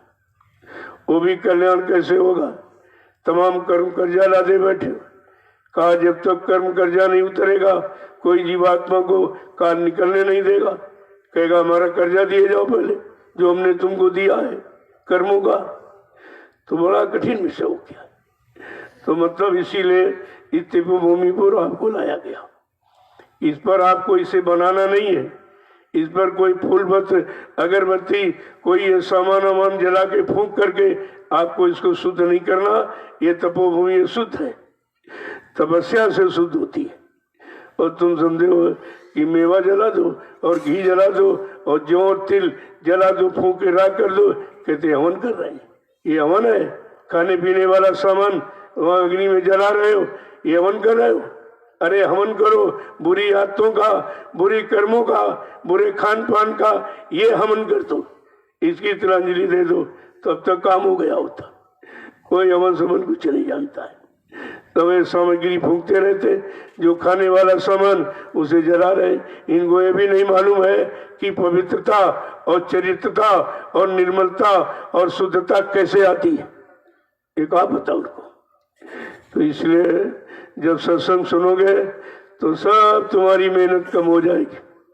जो इधर शरीर इंद्रियों से लगे पड़े हो, ये सब मेहनत खत्म हो जाएगी। आपको कुछ नहीं करना है, शरीर इंद्रियों का काम बंद करा दिया जाता है, केवल आत्मा का काम शुरू कराया जाता, वो भी नाम का आधार देके, नाम दान दे करके ये काम होता है। ऐसे नहीं हो पाता। तब आपको इस तपोभूमि पर लाया गया, क्योंकि लोगों ने हवन यज्ञ जब तब करा के भी कहीं शुद्ध करा पाया कुछ? अगर शुद्ध होता तो लोग शुद्ध कर्म करते, अच्छा खान पान करते। तो यहाँ सब तो गंदा खान पान और गंदे कर्म सब कर रहे हैं और पूजा पाठ भी कर रहे हैं। पूजा पाठ का मतलब ही नहीं मालूम। पुण्य जा, जिससे पुण्य के जा माने भाव पैदा हो। पुण्य माने सेवा है और दया है और प्रेम है, ये सब ये पुण्य है। ये तुमको यानी पुण्य आत्मा से होता है, शरीर से पुण्य नहीं होता। तो बात तो लोगों की समझ में आई नहीं कि पुण्य किसे कहते हैं, पाप किसे कहते हैं, पुण्य कौन करता है, किसके द्वारा पुण्य होता है, ये भी नहीं मालूम है। जब तुमको कुछ मालूम ही नहीं तो तुम करोगे क्या, और जब करोगे नहीं तो पाओगे क्या। इसलिए महापुरुषों ने कलयुग में यह सब निषेध कर दिया, सब फल कुछ नहीं। कहा कि कलयुग जोग यज्ञ नहीं जाना, एक आधार नाम गुण गाना। काला कलयुग में जब तब व्रत पूजा पाठ कुछ नहीं, क्योंकि शरीर गंदा है, खान पान भी गंदा है, मन भी गंदा है, इंद्रियां भी गंदी, देखना सुनना उठना बैठना बोलना चालना सोचना समझना करना कराना सब गंदा है। तो पूजा कौन करेगा? पूजा कहीं गंदगी में होती है? और बाहर में नहा लिया तो बस पूजा करेंगे, स्नान कर लिया। अरे भाई चमड़ा धो दिया है, ये तो चमड़े का खोल कवर है, इसको चाहे साबुन लगा के धो चाहे ऐसे धो दो, इसके धोने मांजने से कुछ नहीं हो। गंदगी अंदर में जमा है और नहाते बाहर में, सफाई बाहर में करते हो। इसमें तेल फुले लगा दो, अच्छा सा साबुन कोई खुशबूदार ये लगा दो वो लगा दो, अरे इससे कुछ होने वाला नहीं है। ये है चमड़े का खोल और ये खोल है जीवात्मा का, जीवात्मा का कवर है ये। तुम कवर के लवर बने घूम रहे हो, ये भी नहीं मालूम है कि हमें क्या करना क्या नहीं करना है। सब शरीर से प्रेम, शरीर के इस नकली चमड़े से प्रेम करते करते सबका समय चला गया और मिला आपको कुछ नहीं। ये भी नहीं समझ पाए हो कि इस चमड़े से प्रेम करते हैं, इससे हमको क्या मिलेगा। ये चमड़ा तो एक दिन जला के राख कर दिया जाएगा, इसके अंदर जो जीवात्मा बैठी उससे हमें प्रेम करना है, वो हमारी है। जब हम अपने से प्रेम करेंगे तो अपना अपने काम आएगा। या यही नहीं मालूम कुछ, ये सत्संग सब सिखाता है। अगर सत्संग जारी न हुआ होता, कहते नहीं घिरी बदरिया पाप की बरस रहे अंगार, और संत न आते जगत पे तो जर मरता संसार।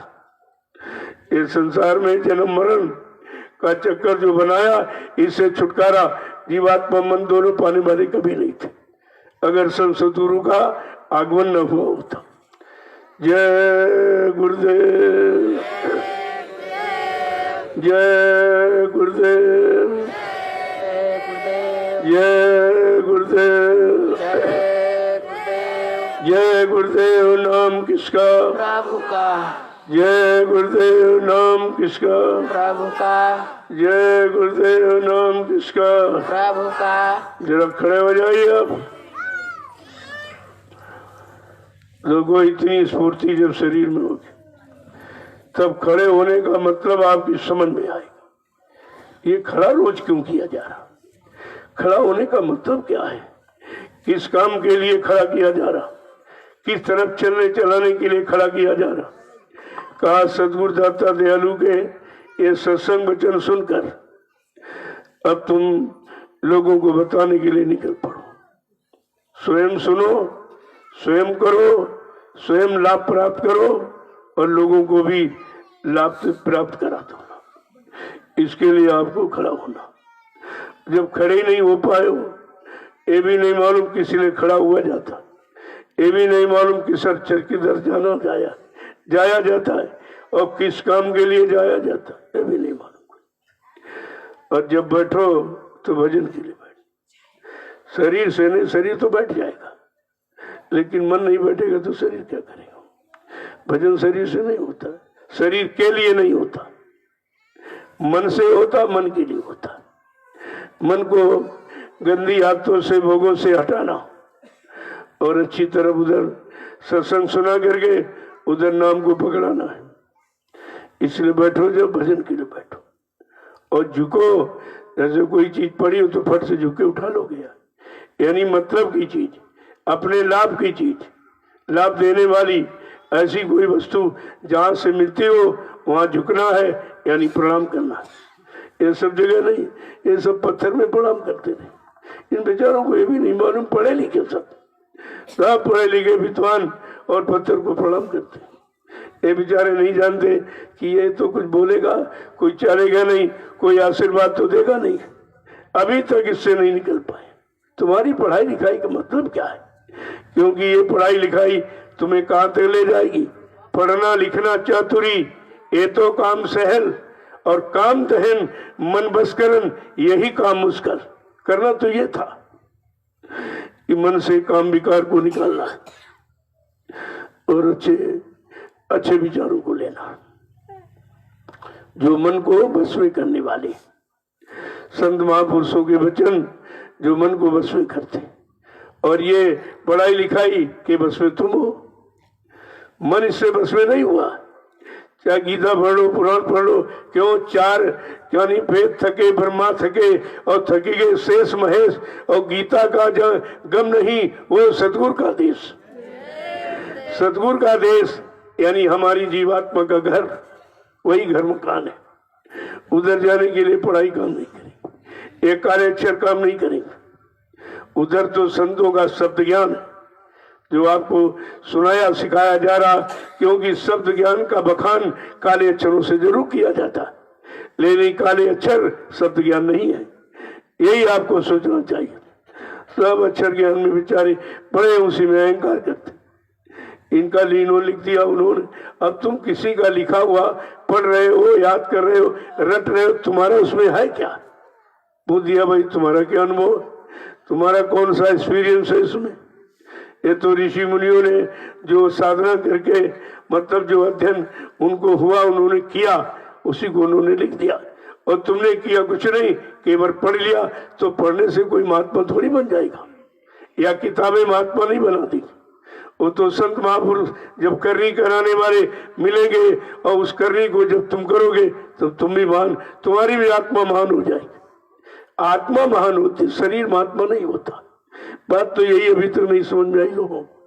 इसी शरीर में यानी दाढ़ी बाल रखाते रहे, लाल पीले कपड़े पहनते रहे, छापा तिलक जनेऊ चंदन मंदन लगाते रहे। इनको क्या मालूम कि महान इससे महान नहीं है, और ये महात्मा नहीं, आत्मा महात्मा है, आत्मा महान है। जब वो संत महात्मा जिन्होंने अपनी आत्मा को जगा लिया, परमात्मा से मिला लिया, जब वो मिल जाएंगे तब तुम्हारी आत्मा को महात्मा बना देंगे। शरीर महात्मा नहीं होता। और यहाँ शरीर की पूजा हो रही, कुछ मालूम नहीं उनको, उन बेचारों को कुछ नहीं पता है कि मतलब पूजा किसे कहते हैं, धर्म किसे कहते हैं, कर्म किसे कहते हैं, हवन किसे कहते हैं, जब तक किसे कहते हैं, ये कुछ नहीं मालूम। जब सत्संग में आओगे और धीरे धीरे धीरे धीरे सत्संग वचनों को सुनोगे तो तुम्हारी समझ में आ जाएगा, अरे ये तो पाखंड है, ये बाह्य डंबर जो हम बाहर में कर रहे हैं, और अंदर मन और जीवात्मा दोनों अंदर। शरीर के अंदर तो सब कुछ जो बाहर करते हो आप, काम करो, लोभ मोह अहंकार भी तो अंदर ही बैठा हुआ, वो कहाँ बाहर है? तो पकड़ के मारोगे तुम, मिल जाएगा काम तो उसको मारोगे, क्रोध मिल जाएगा उसको मार दोगे, ये बाहर में कहाँ है जिसको आप मार दोगे? वो तो अंदर में है। और अंदर जाने की युक्ति केवल संत महापुरुष देते। जब वो अंदर की युक्ति मिल जाएगी, कहते काम क्रोध लोभ मोह छोड़ भागे मैदान। जब जो नाम संत महापुरुष देते हैं, जिसे नामदान कहते हो, उस नाम की जब उसका जाप करोगे और अंदर में उसका प्रभाव शुरू हो जाएगा तो काम क्रोध लोभ मोह रहने नहीं पाएंगे। देखो कितना सरल है, जिसको हम कितनी कठिनता में समझते थे, बड़ा कठिन है, बड़ा कठिन है। वो सब क्योंकि वो शरीर इंद्रियों में फंसे रहे। बाहर इंद्रिया भी तो अंदर में, सब अंदर में, बाहर कुछ नहीं। बाहर केवल ये खोल है चमड़े का, बाहर में, अंदर कुछ नहीं, बाकी सब अंदर में। और अंदर वाला अंदर के लिए आप बाहर में काम करते हो। अरे भोजन खाते हो तो अंदर ही तो जाता। अगर शरीर के लिए भोजन तो शरीर में भोजन लपेट दो तो शरीर का ठीक हो जाएगा, वो तो अंदर जाएगा। इसका मतलब जितना भी काम करते हो सब अंदर के लिए करते, क्योंकि मशीन अंदर में है। अंदर में जब भोजन जाएगा तो मशीन उसको पचाएगी, तब ये शरीर तुमको चलता फिरता नजर आएगा। ये खुराक इसकी तो है, लेकिन खुराक भी तब जब काम आएगी जब जीवात्मा रहेगी शरीर में, तभी तो जिंदा रहेगा। जिंदा रहेगा तो भोजन भी करेगा, मकान में भी रह सकता है। ये सारे कर्म आप जब शरीर चेतन है तभी आप करोगे, और चेतन किसके द्वारा है? जीवात्मा के द्वारा। हम सब कहते हैं नई नई रोटी के द्वारा, भोजन के द्वारा, इसीलिए रात दिन इसी में डालने के चक्कर में पड़े हो। लेकिन ये नहीं मालूम कि एक दिन जब शरीर छूट जाता है या समय पूरा हो जाता है, तब ये शरीर में भोजन डालो, फिर ये खड़ा क्यों नहीं होता, फिर ये क्यों नहीं भोजन लेता? कहते नहीं वो चला गया। कल कौन चला गया? कल जो बोलता था वो चला गया, और बोलने वाला निकल गया तो सब बेकार। न ये मकान का प्रयोग करेगा, न सामान का प्रयोग करेगा, न किसी भोग को भोगेगा, ये सब छूट जाएंगे। ये तभी तक करेगा जब तक चेतन जीवात्मा इसमें रहेगी और चेतन इसको बनाए रहेगी। इतनी छोटी बात ज्ञानी विज्ञानी नहीं समझ पाए, ऋषि मुनि योगी नहीं समझ पाए, जिनको आपने भगवान का राम उगस्ट वो भी नहीं समझ पाए, वो भी तो इसी फंसे रहे। क्योंकि उस समय समझाने बताने वाला कराने वाला कोई संसद को नहीं आया था। अगर वो आए होते तो सबका काम हो गया होता। तो आप कितने बड़े भाग्यशाली हो कि तुमको तो बिना बुलाए बिना खोजे मिल गए। क्या तुम खोजने गए थे गुरु को? कहीं खोजने गए थे आप? और कहीं आपने बुलाया था क्या? वो तो बिना बुलाए आ गए। इनको कहते हैं हमदर्द, जो बिना बुलाए हमारी मदद करे, बिना मांगे हमको दे दे। और वो दे दे जो यहाँ रुपए पैसे खर्च करने भी ना मिले, वो नामदान, वो भी आपको दे दिया, रास्ता भी दे दिया, बिना बुलाए आ भी गए। और तुम्हारा कोई परहेज नहीं किया कि तुम कितनी गंदगी लपेटे बैठे हो। अगर बच्चा अपनी की हुई गंदगी में लिपटा पड़ा हो तो माँ भी गोदी नहीं लेती, कहती नहीं, जब तक इसको पाक सामने नहला धुला नहीं लेगी वो भी नहीं गोदी लेती। तो ये तो मलमूत्र की गंदगी कुछ नहीं, जो कर्मों की गंदगी और कर्मों की इतनी बदबू है। कितने आपने बुरे बुरे गंदे पाप कर्म किए बैठे हो, लेकिन उन्होंने कोई भी आपको परहेज नहीं किया, आपको शरण में ले लिया, गोद में बैठा लिया और नामदान दे दिया। इनको कहते हमदर्द, इनको कहते सुमचिंतक। ये तुम्हारे रहबर और रहनुमा है, जो किसी तरह का आपसे परहेज नहीं करते।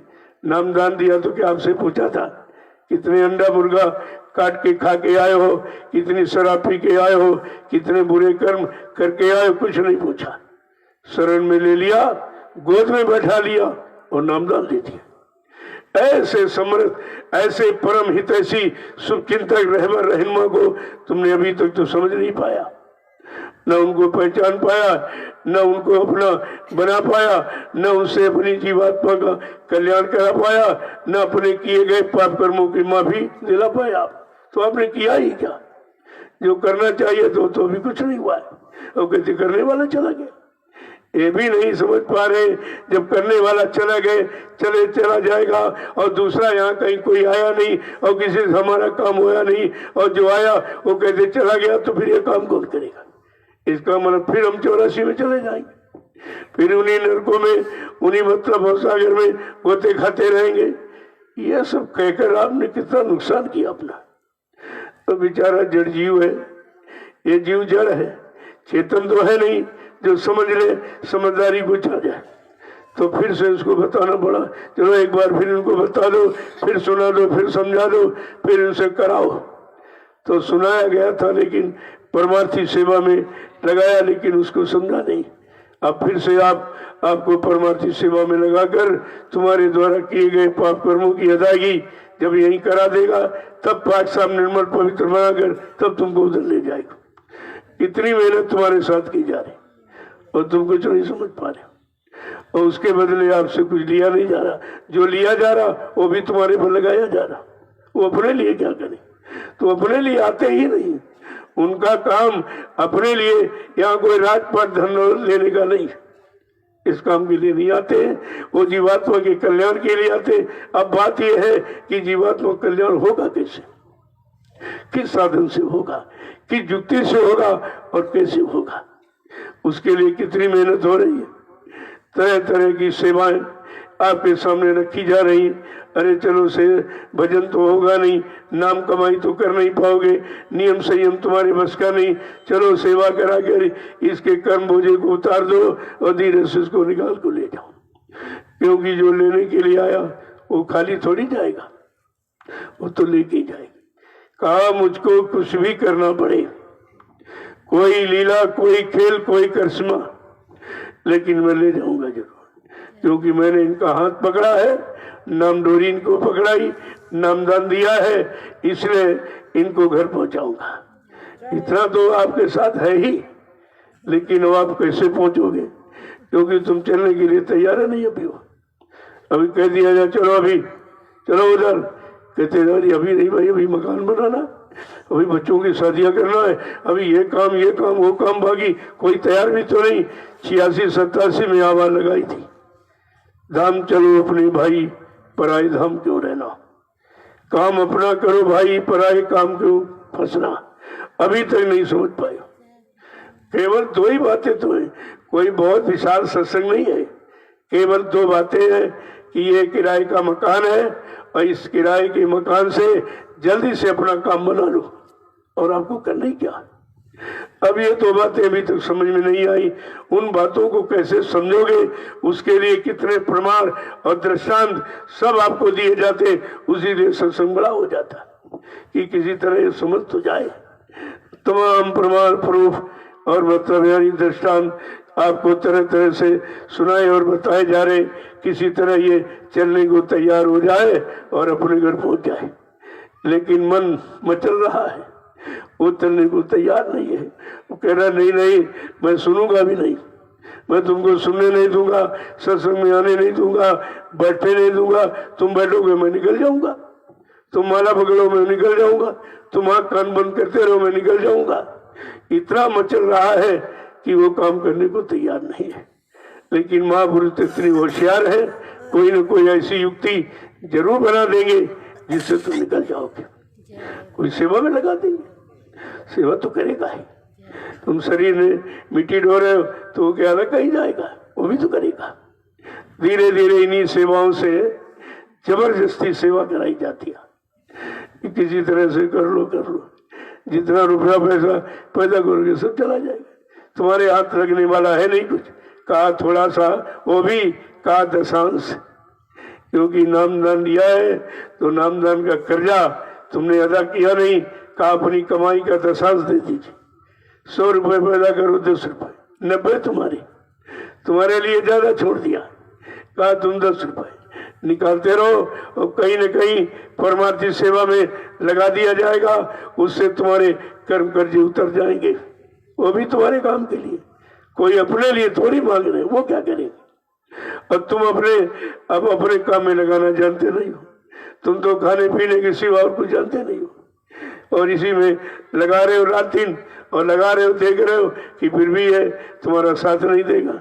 सब पैसा खर्च कर दिया, सारी कमाई चली गई और किसी ने साथ नहीं दिया, न लड़के ने, न लड़की ने, न पत्नी ने, न पति ने, न भाई बहन बिरादर, न ये दुकान मकान जमीन जायदाद एक जिसमें लगाया, आपके काम तो आया नहीं। कहा अरे जरा 10% निकाल करके ऐसी जगह लगा दे जिससे तुम्हारे सारे कर्म का ज्यादा हो जाए, वो भी तुम्हारे काम के लिए, अपने लिए थोड़ी वो कहते। जय गुरुदेव, जय गुरुदेव,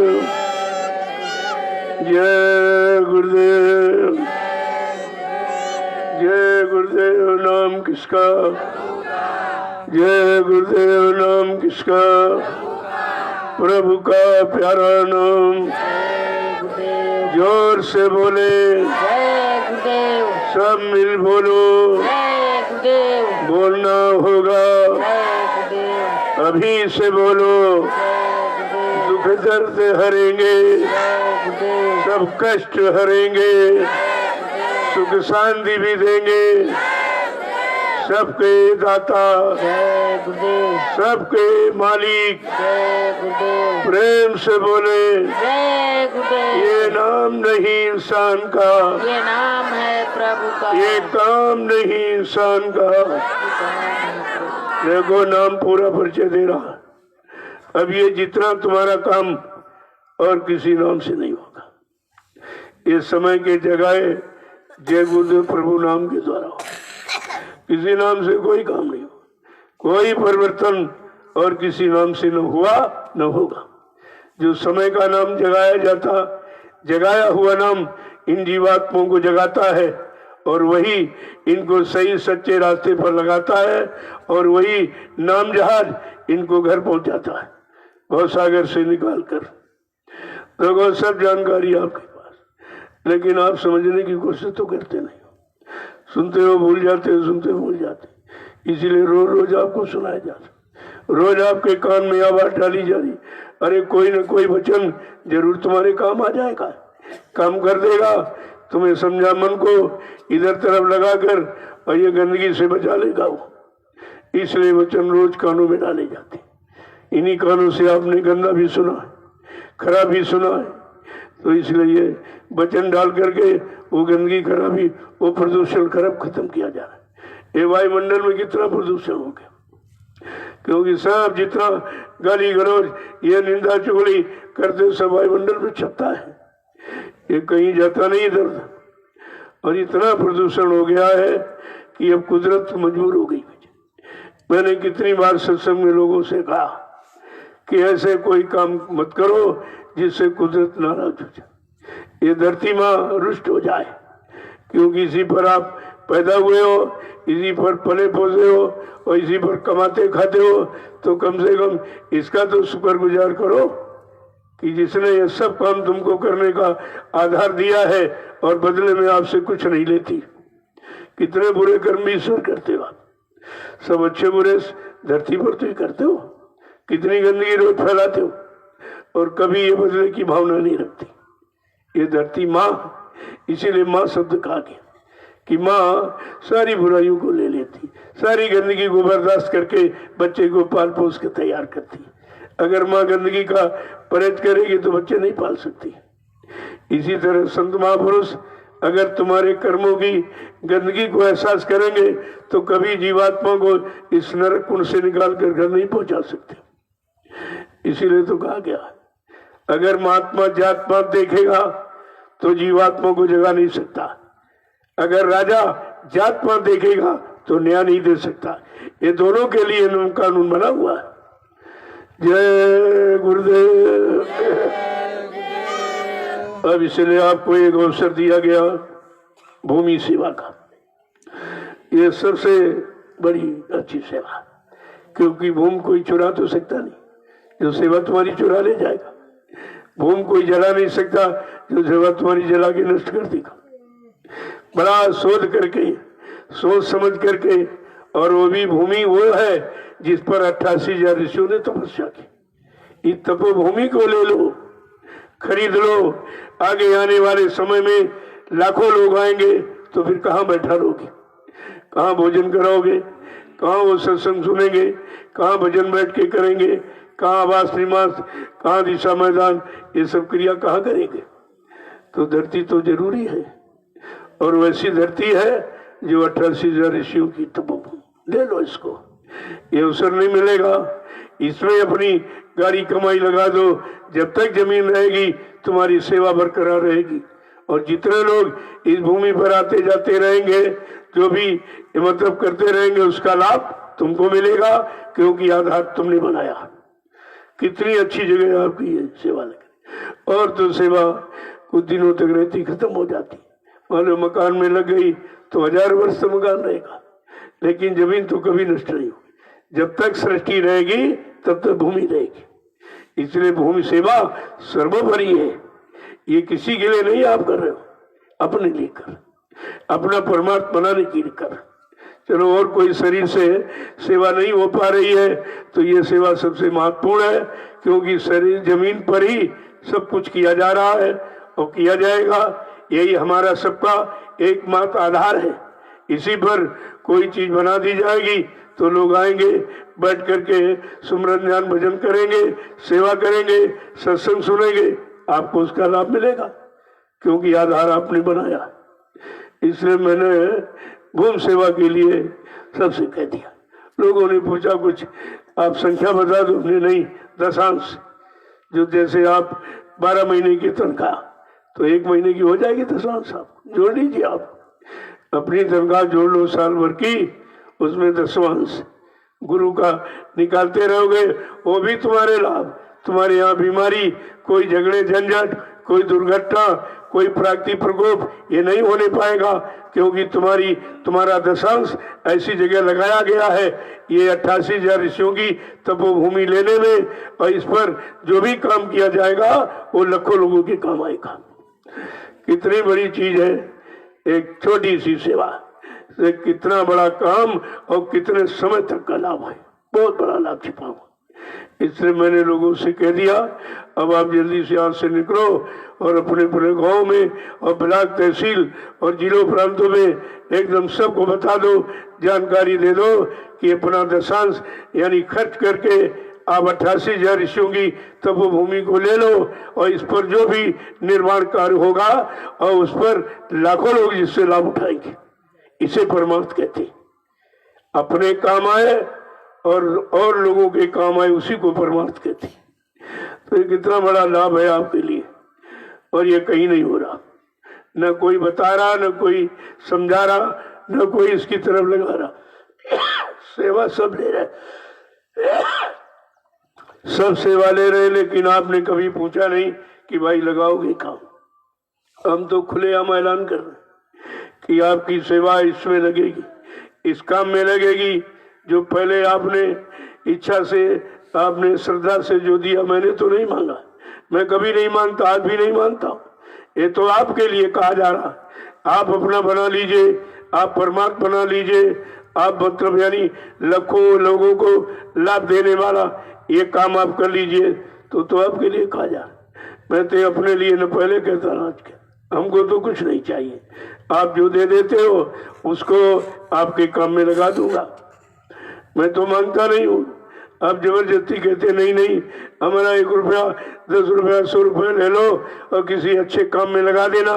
कहते मेरे पास समय नहीं है, मैं जानता भी नहीं कौन अच्छा है, किससे कौन सा मुझे लाभ मिलेगा। तुमने कहा ठीक है, अगर ऐसी तुम्हारी श्रद्धा सेवा भाव है तो मैं आपको लगा देता हूँ। ये देख लीजिए, जो पहले आपने 1 2 10 20 50 दिया, अरे 10 से तो 10 रुपये ज्यादा कोई देते नहीं था पहले। मैंने उसको बहुत संभाल के रखा। ये जमीन आपको उसी पैसे से, और अब जो आप दे रहे हो सामने आपका निर्माण हो रहा, और कोई जमीन मिल जाएगी मालिक की दया से तो वहां भी कुछ आपके लिए हो जाएगा। यहाँ जो भी होगा आपके लिए होगा। आपकी गाड़ी कमाई है वो आप पर ही लगा दी जाएगी, आप भी उसका लाभ उठाएंगे, और आगे आने वाले भविष्य में लाखों लोग उसका लाभ उठाएंगे। ये परमार्थ है। जय गुरुदेव। ये भी मैंने कहा, जो यहाँ से रजिस्टर इशू किया जाएगा उस पर मेरा साइन होगा, और पेज नंबर देख लेना, कि बीच में कोई पेज नंबर तो फाड़ नहीं दिया गया। ऐसे लोग गायब कर लेते सेवा को, तो मैंने पहले से एकदम बंधन लगा दिया। और आप सेवा पहली बात तो आओ यहाँ दे दीजिए, यहाँ तत्काल आपके सामने लग जाएगी, आपको विश्वास हो जाएगा कि हमारी सेवा हमारे लिए, हमारी सुख सुविधा आराम के लिए ही लगाई जा रही, और किसी के नहीं, वो आप ही के लिए। तो आप यहाँ आओगे, अगर जमीन नहीं तो बैठा लूंगी कहाँ से, जमीन नहीं होगी कहाँ से सत्संग बैठा सुनाया जाएगा, जमीन नहीं होगी कहाँ से भोजन आपको कराया जाए, कहाँ आप सोएंगे, दिशा मैदान नहाना धोना कहाँ करेंगे। तो जमीन तो अनिवार्य है, और आपके लिए, वो आपके लिए, किसी के लिए नहीं। इसको भी आप मद्देनजर रखिए। आप यहाँ से कोई पर्दा डाल के कोई काम नहीं किया जाएगा, बिल्कुल एकदम खुलेआम चैलेंज देकर मैं ये सब काम आपके सामने कर रहा हूँ, क्योंकि हमको जरूरत नहीं है। आप जो ले आए हो तो आपकी जरूरत के लिए आपकी व्यवस्था बन जाएगी। जय गुरुदेव। पहली बात, किसी के खाते में आप पैसा नहीं डालेंगे, क्योंकि वो हमारे तक नहीं आता, बीच में ही खत्म हो जाता। हाँ, जिसको बता दिया जाए, जो यहाँ परमानेंट रहते हैं, अगर वो उनके लिए कह दिया जाए मंच से, तो ऐसे नहीं। और ये प्रेमी आ रहे हैं, ये रजिस्टर यहाँ से ले जाएंगे। अगर आप आ सकते हो तो अपना दे जाओ खुद यहाँ चलकर। और खास कर ये लाभ, परमार्थी लाभ सर्वोपरि 6 जिलों के लिए। 6 जिलों बहुत भागशाली, और सबसे बड़ा भागशाली सीतापुर, जहाँ पर ये निर्माण हो रहा। इनको तो समझना चाहिए कि तुम्हारा कितना बड़ा भाग्य है कि सबसे बड़ा काम तुम्हारे घर में हो रहा, और ये तुम ही लोग सो जाओगे तो भी लाभ नहीं मिलेगा। अक्सर होता है कि दिए के नीचे अंधेरा होता है, दीपक चिराग के नीचे अंधेरा रहता है, वो नहीं समझ पाती। जैसे मथुरा में इतना किया गया, मथुरा वासी कुछ नहीं समझ पाए, एक भी व्यक्ति नहीं समझ पाया। और कहा था जरूरत पड़ेगी तो उसको बाद में जगह दूंगा, अगर ये पहले से जाग जाएंगे, आके सब बैठ जाएंगे, तुमको जगह नहीं मिलेगी। तो इनको तो बाद में रखा गया, वो बाद में इनको रखा गया। इस तरीके से अगर तुम सोते रह जाओगे तो फिर ये लाभ दूसरे प्रांतों से आकर के ले लें। उनकी सेवाएं देखो आप, उनका परिश्रम देखिए आप, तो आपको शर्म लगेगी कि हमारे घर में हमारे लिए काम हो रहा, हम अपना काम नहीं समझ के कर पा रहे, ये बाहर के लोग कर रहे हैं। तो आपको समझ होनी चाहिए। 6 जिलों को विशेष मौका, सीतापुर, लखीमपुर, पीलीभीत, बरेली, शाहजहांपुर और हरदोई बिल्कुल लगा हुआ।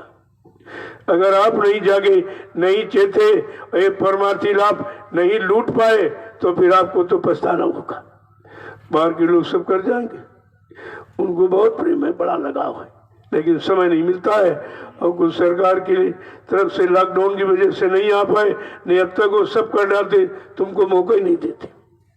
अब वो दूर से आ नहीं पा रहे, इसलिए आपको मौका मिल गया, उस मौके का आप लोग लाभ उठाइए। जय गुरुदेव, जय गुरुदेव, जय गुरुदेव। देखो, आसपास के लोग अगर समझ जाते कि ये 88,000 ऋषियों की तपोभूमि है, आज तक कोई नहीं आया, कितना समय निकल गया, कोई आया नहीं, और इस तरह से किसी ने काम की शुरुआत नहीं की, तब भी आपको तो जानकारी होनी चाहिए कि कभी नहीं हुआ, अब क्यों हो रहा, कोई नहीं कर पाया, ये क्यों कर रहे, किसी से नहीं लाभ, किसी को नहीं मिला, इनको क्यों मिला। अगर इतनी बात समझ जाओ तो फिर भी आप लाभ प्राप्त करते, लेकिन नहीं समझेंगे, क्योंकि जब उस तरह का सोच विचार नहीं है, उस तरह का खान पान नहीं है, उस तरह की मानसिकता नहीं, तो कैसे इसको लाभ प्राप्त करें। कितने गांव बसे हुए हैं, लेकिन किसी की समझ में कुछ नहीं आ रहा क्या हो रहा, और सामने हो रहा सब, और किसी उनसे मांगा भी कुछ नहीं जा रहा, और दिया उनको भी जा रहा। ये तो लूट, कोई भी लूट ले, इसमें कोई पैसा, कोई दक्षिणा, कोई अलावा चढ़ावा थोड़ी मांगा जाता। राम नाम की लूट है, लूट सके तो लूट, अंत समय पछताओगे जब प्राण जाएंगे छूट। कितने समय से पहले से प्रचार करके सुनाया जा रहा, एक दिन एक समय ऐसा आएगा भगवान नाम की लूट मचेगी। ये प्रभु नाम की लूट है, जय गुरुदेव नाम लुटाया जा रहा। कहा कि लूट लेना, अगर चूक गए तो अंत समय पछताओगे जब प्राण जाएंगे छूट। शरीर से प्राणों को निकलना निश्चित है, लेकिन बाद में आपको प्रायश्चित करना रह जाएगा। इनको तो सबसे बड़ा मौका मिला और किसी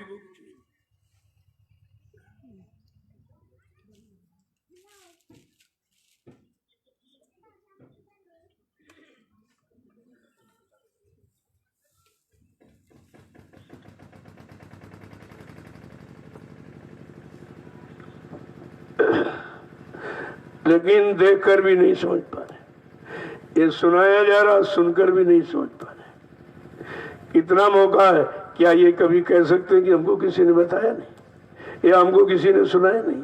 ये तो क्षमा के अधिकारी भी नहीं बन पाएंगे। इनको रोज सुनने को घर बैठे मिल रहा और रोज ये बांटा जा रहा है। ये भी नहीं कोई रुपया पैसा दान दक्षिणा इस तरह कोई सामान आपसे मांगा जाता।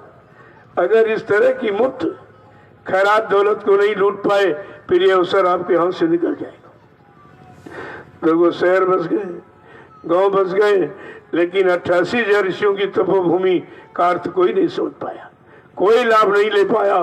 गोस्वामी जी महाराज ने रामचरितमानस के उत्तरकांड में 550 वर्ष पहले से लिख के रखा और चारों तरफ अखंड पाठ हो रहा, लेकिन इसका रहस्य कोई नहीं समझ पा रहा, क्योंकि ये बाँच रहे हैं, ये सुना रहे, सुन नहीं रहे, अपने मन को नहीं सुनाते, लाउड स्पीकर लगा कर लोगों को सुना रहे।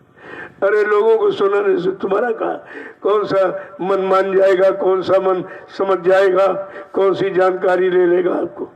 गोस्वामी महाराज ने इसीलिए रामचरितमानस के उत्तरकांड में लिख दिया कि इस जमीन का लाभ लोग ले ले, चूकने न पावे। और ये जमीन कैसी है? 88,000 ऋषियों की तपोभूमि। ये काम कहीं नहीं हुआ, इसी भूमि पर हुआ। और बेचारे अभी तक नहीं समझ पाए, जो घर में लिखा पड़ी वो भी नहीं। रात दिन लाउड स्पीकर लगा के रामचरितमानस का अखंड पाठ करते, लेकिन इनके अंदर अखंडता बिल्कुल आ ही नहीं पाई, समानता और सूझबूझ आ ही नहीं पाई कि लिखा गया उसी में लिखा है तीर्थ भर नैमिष विख्याता। कितनी मतलब यानी प्रशंसा लिखी हुई है राम नैमिष की। क्या लिखा है? तीर्थवर नैमिष विख्याता, अति पुनीत साधक सुखदाता। ये नैमिषारण्य तीर्थों का तीर्थ राजा है, अत्यंत पावन पुनीत है। और कहा साधक सुखदाता। इस जमीन का लाभ किसको मिलेगा? जब किसी संत के साधक नाम की साधना करेंगे, उन साधकों को सच्ची सुख शांति देने वाली ये भूमि है। लेकिन अभी तो कोई नहीं सोच पाया। ऐसा पुजारी तो पंडा पुजारी तो आते रहे अभी है, लेकिन ये नहीं पढ़ पा रहे कि लाभ किसके लिए लिखा है। वो तो साफ साफ लिखा हुआ। मैं अपनी तरफ से थोड़ी कुछ कह रहा हूँ, जो लिखा वही आपको याद करा रहा हूँ, बता रहा हूँ कि साधक सुखदाता, साधकों को सुख देने वाली, और किसी को सुख नहीं मिलेगा, कोई शांति नहीं मिलेगी जब किसी संत के साधक नाम की साधना करेंगे, उनको इस भूमि का लाभ मिलेगा, सुख शांति मिलेगी। साफ साफ तो लिखा हुआ है, वो भी बेचारे नहीं पढ़ पाए हैं और रोज निरंतर जानकारी दी जा रही। तो इनको तो माफी मिलेगी नहीं, क्योंकि ये कहीं भी नहीं कह सकते कि हम जानते नहीं थे, किसी ने बताया नहीं था, किसी ने समझाया नहीं। अरे यहाँ तो करके दिखाया जा रहा। तुमको तो चाहिए कि इसमें सहयोग दे करके अपना नाम कमा लो और कलयुग का इतिहास जो बनने जा रहा है, इतिहास के एक पात्र बन जाओ आप ही। लेकिन कुछ नहीं, यहाँ विघटन की बात करते हैं, सहयोग की भावना नहीं है इनके अंदर। ये समझ नहीं पा रहे जो लिखा रामचरितमानस, ये किसके लिए हो रहा? अरे तुम्हारे लिए हो रहा है भाई। जो कुछ यहाँ होगा ये क्षेत्र वालों के लिए तो है, तुम्हारे लिए किया जा रहा। तुम अपने लिए नहीं समझ पाए कि हमारे लिए या और किसी के लिए क्या, क्या हम जमीन उठा के यहाँ से ले जाएंगे? जो भी यहाँ पर निर्माण हो जाएगा, क्या इसको उठा के ले जाएंगे? ये सब तुम्हारे काम का, तुम अपने काम की बात नहीं समझ पा रहे हो, तो दूसरों का सहयोग भला तुम कैसे कर सकते हो? जय गुरुदेव।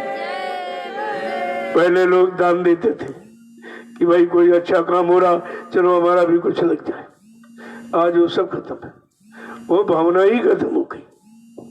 जबकि किसी से मांगा नहीं जा रहा, पैसे देकर लिया जा रहा।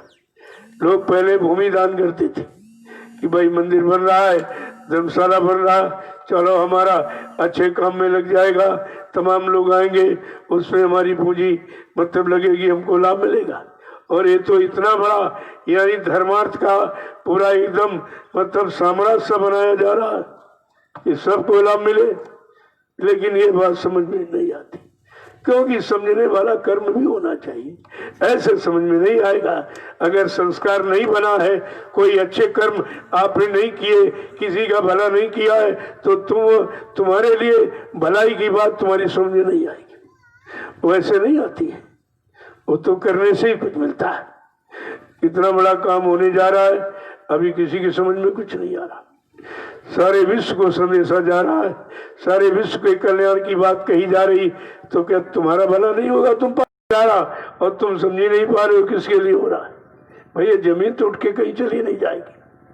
जो भी निर्माण कार्य होगा वो कहीं नहीं चला जाएगा। जितनी सेवा यहाँ लोग दे रहे, लगा रहे, सब तुम्हारे लिए, और तुम्हारा यहाँ कुछ नहीं लग रहा, फिर तुम्हें क्या मिलेगा? तुम्हें क्या मिलेगा ये सोचना चाहिए। तो अगर इनको ये सब कर डाले, तुमको मौका नहीं मिलता है। इससे पहले तो दूर दराज लोगों को वही लाभ लेंगे, क्योंकि पास वाला कभी समझ नहीं पाता। वो निंदा आलोचना बुराई से उसको फुर्सत नहीं है, तो अच्छाई सच्चाई भलाई कैसे देखेगा और कैसे करेगा, और जहाँ अच्छाई भलाई का काम हो रहा उसमें कैसे शामिल शरीक होगा। जय गुरुदेव।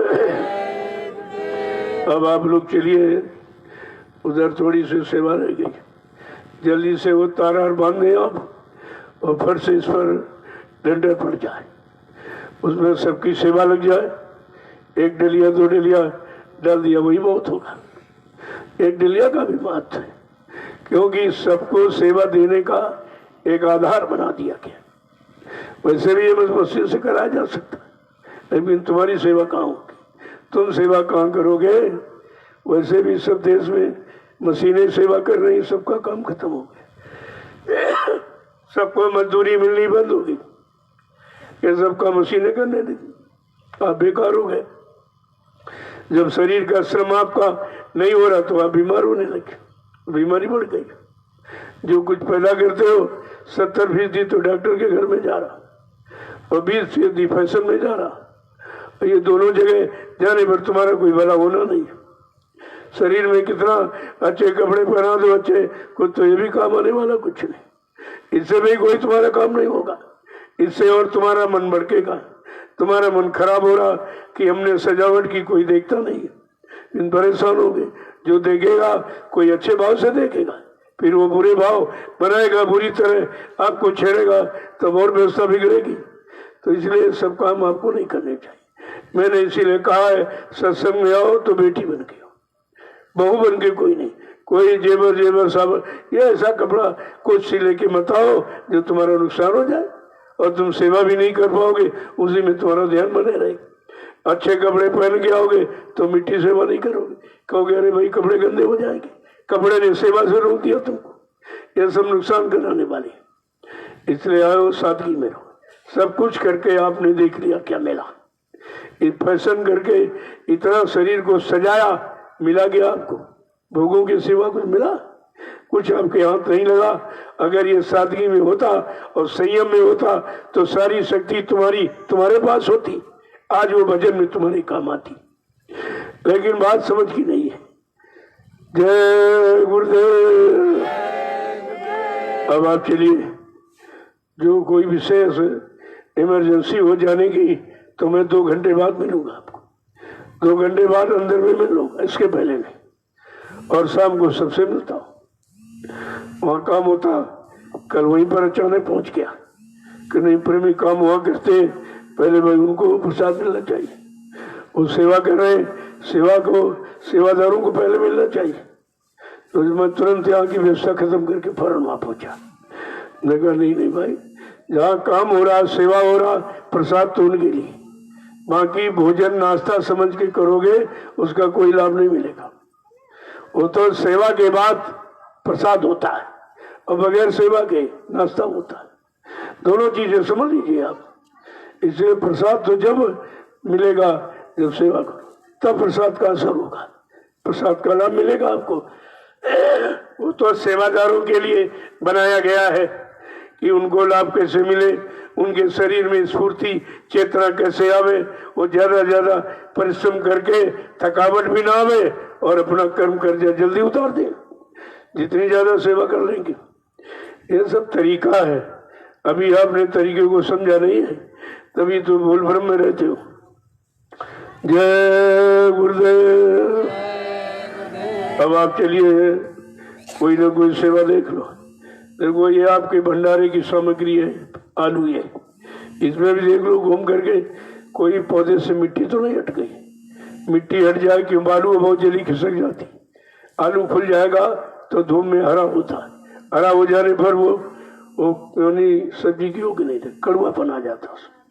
ये भी देखिए इधर भी है उधर भी बहुत सेवा। ऐसा नहीं, करने वाले के लिए बहुत सेवा है और न करने वाले के लिए लाख बहाने हैं। कोई सेवा नहीं, कोई सेवा क्यों नहीं है, सेवा बहुत है, लेकिन आप करना सीखो तब तो ये सब देख लीजिए आप धीरे से। अभी जल्दी से क्षण वो बांध दीजिए आप, ताकि लोगों को ज्यादा सेवा मिल जाए कि 1 डलिया 2 डलिया जो भी मसाला डाला तो उसी में आपकी सेवा जुड़ जाती है। बड़ा महत्व उसका है। जहाँ 1 डलिया वहीं 100 डलिया, क्यों इमारत तो वो बन रही, उसमें 100 डलिया भी उसी में लगी और 1 डलिया डाली वो भी उसी में लग गई। देखो कितना अच्छा तरीका, यानी गरीब से गरीब, अमीर से अमीर, सबका सेवा में लग सकता है, सबको सेवा का मौका मिल रहा है। ऐसी बीच की स्थिति का चुनाव किया गया कि सबको सेवा का लाभ मिल जाए। जय गुरुदेव। अब आप चलिए सेवा में, मैं 2 घंटे बाद आपसे मिलूंगा, इसके पहले नहीं हुई। हमें भी कुछ करना रहता है, इससे थोड़ी बात सुनता हूँ, कोई ना कोई निराकरण भी आपका करा दिया जाता है। ये सब काम कोई ये नहीं कह सकता मिलते नहीं, कि मैं कोई बीमारी से नहीं डरता हूँ। जैसे आप लोग आपस में मिलने से डर रहे, कहते 100 आदमी इकट्ठे मत होना, नहीं बीमारी हो जाएगी। तुमने कहा भाई हमारे यहाँ तो कोई बीमारी नहीं, हम तो हजारों से रोज मिलते हैं, कोई बीमारी नहीं, क्योंकि हमारा मिलना कोई अपने स्वार्थ लोभ लालच के लिए नहीं है, इसलिए। और यहाँ कोई गंदा खान पान करने वाला आता नहीं, तो बीमारी कैसे आएगी? बीमारी तो गंदे खान पान से, गंदे कर्मों से आती है। बीमारी में एक तुम्हारे कर्मों की सजा ही है। यहाँ जब कोई ऐसा कर्म ही नहीं किया तो क्यों सजा मिलेगी? यहाँ कोई बीमारी नहीं, सब देख रहे। बराबर इतनी बीमारी फैली और शुरू हुई तब से बराबर यहाँ भीड़ है, क्योंकि यहाँ 250-300 लोग तो रहते ही परमानेंट। उनके परिवार के लोग आ गए, उनके मिलने जुलने वाले आ गए, मतलब देखने के लिए कहाँ लोग रह रहे, तो धीरे धीरे संख्या बढ़ जाती। लेकिन आते हैं जाते हैं, आते जाते, यहाँ कोई टिकता नहीं है। अपना सेवा किया, 2-1 दिन रहे, सेवा के चले गए आपको। तो यहाँ की भीड़ एक अलग भीड़ है, बिल्कुल दुनिया से अलग भीड़ है। यहाँ भीड़ जो आई है वो कोई स्वार्थ लोभ लालच के लिए नहीं आई। सेवा करेंगे वो भी परमार्थी सेवा, अपने लोभ लालच, अपनी कोई मजदूरी पाने वाली सेवा नहीं है। यहाँ दूरी मजदूरी के लालच से कोई नहीं आया, और वैसे इतनी बड़ी मजदूरी है जो कोई दे नहीं सकता। जो पाप कर्मों का जो निदान है, समाधान है, ये तो करोड़ों रुपए किसी को दो, को मेरा एक पाप काट दीजिए, ये काम कोई नहीं कर सकता। काम तो आपका बहुत बड़ा हो रहा है, लेकिन ये भौतिक तरीके से नहीं होता। ये कोई मजदूरी के लोभ लालच में नहीं आए हैं, ना यह सेवा कर रहे, ये अपने कर्म कर्जे उतारने की सेवा कर रहे जो किसी को मालूम नहीं है। इसीलिए लोग इसे समझ नहीं पा रहे कि दिन में भी आज तो ऐसा समय आ गया कि दिन में लोग सेवा परिश्रम नहीं करते, यहाँ रात में करते। तो बात तो कोई जरूर है, ये तुम्हारी परमार्थी सेवा सब पहुंच रही है। मतलब यानी पूरा हिंदुस्तान देख रहा कि आज दिन में परिश्रम लोग नहीं कर रहे, दिन में एक जगह यानी मतलब इकट्ठे होने में डरते हैं, लेकिन नैमिषारण्य की तपोभूमि पर ये हजारों लोग ये सेवा कर रहे हैं, वो भी रात में सेवा कर। और ऐसे ऐसे लोग जिन्होंने कभी मिट्टी हाथ से छुई नहीं, वो लोग मिट्टी की डलियां सिर पे रखते हैं। उनको मालूम है कि मिट्टी सिर पे नहीं रखती, जो हमने अज्ञानता भूल भ्रम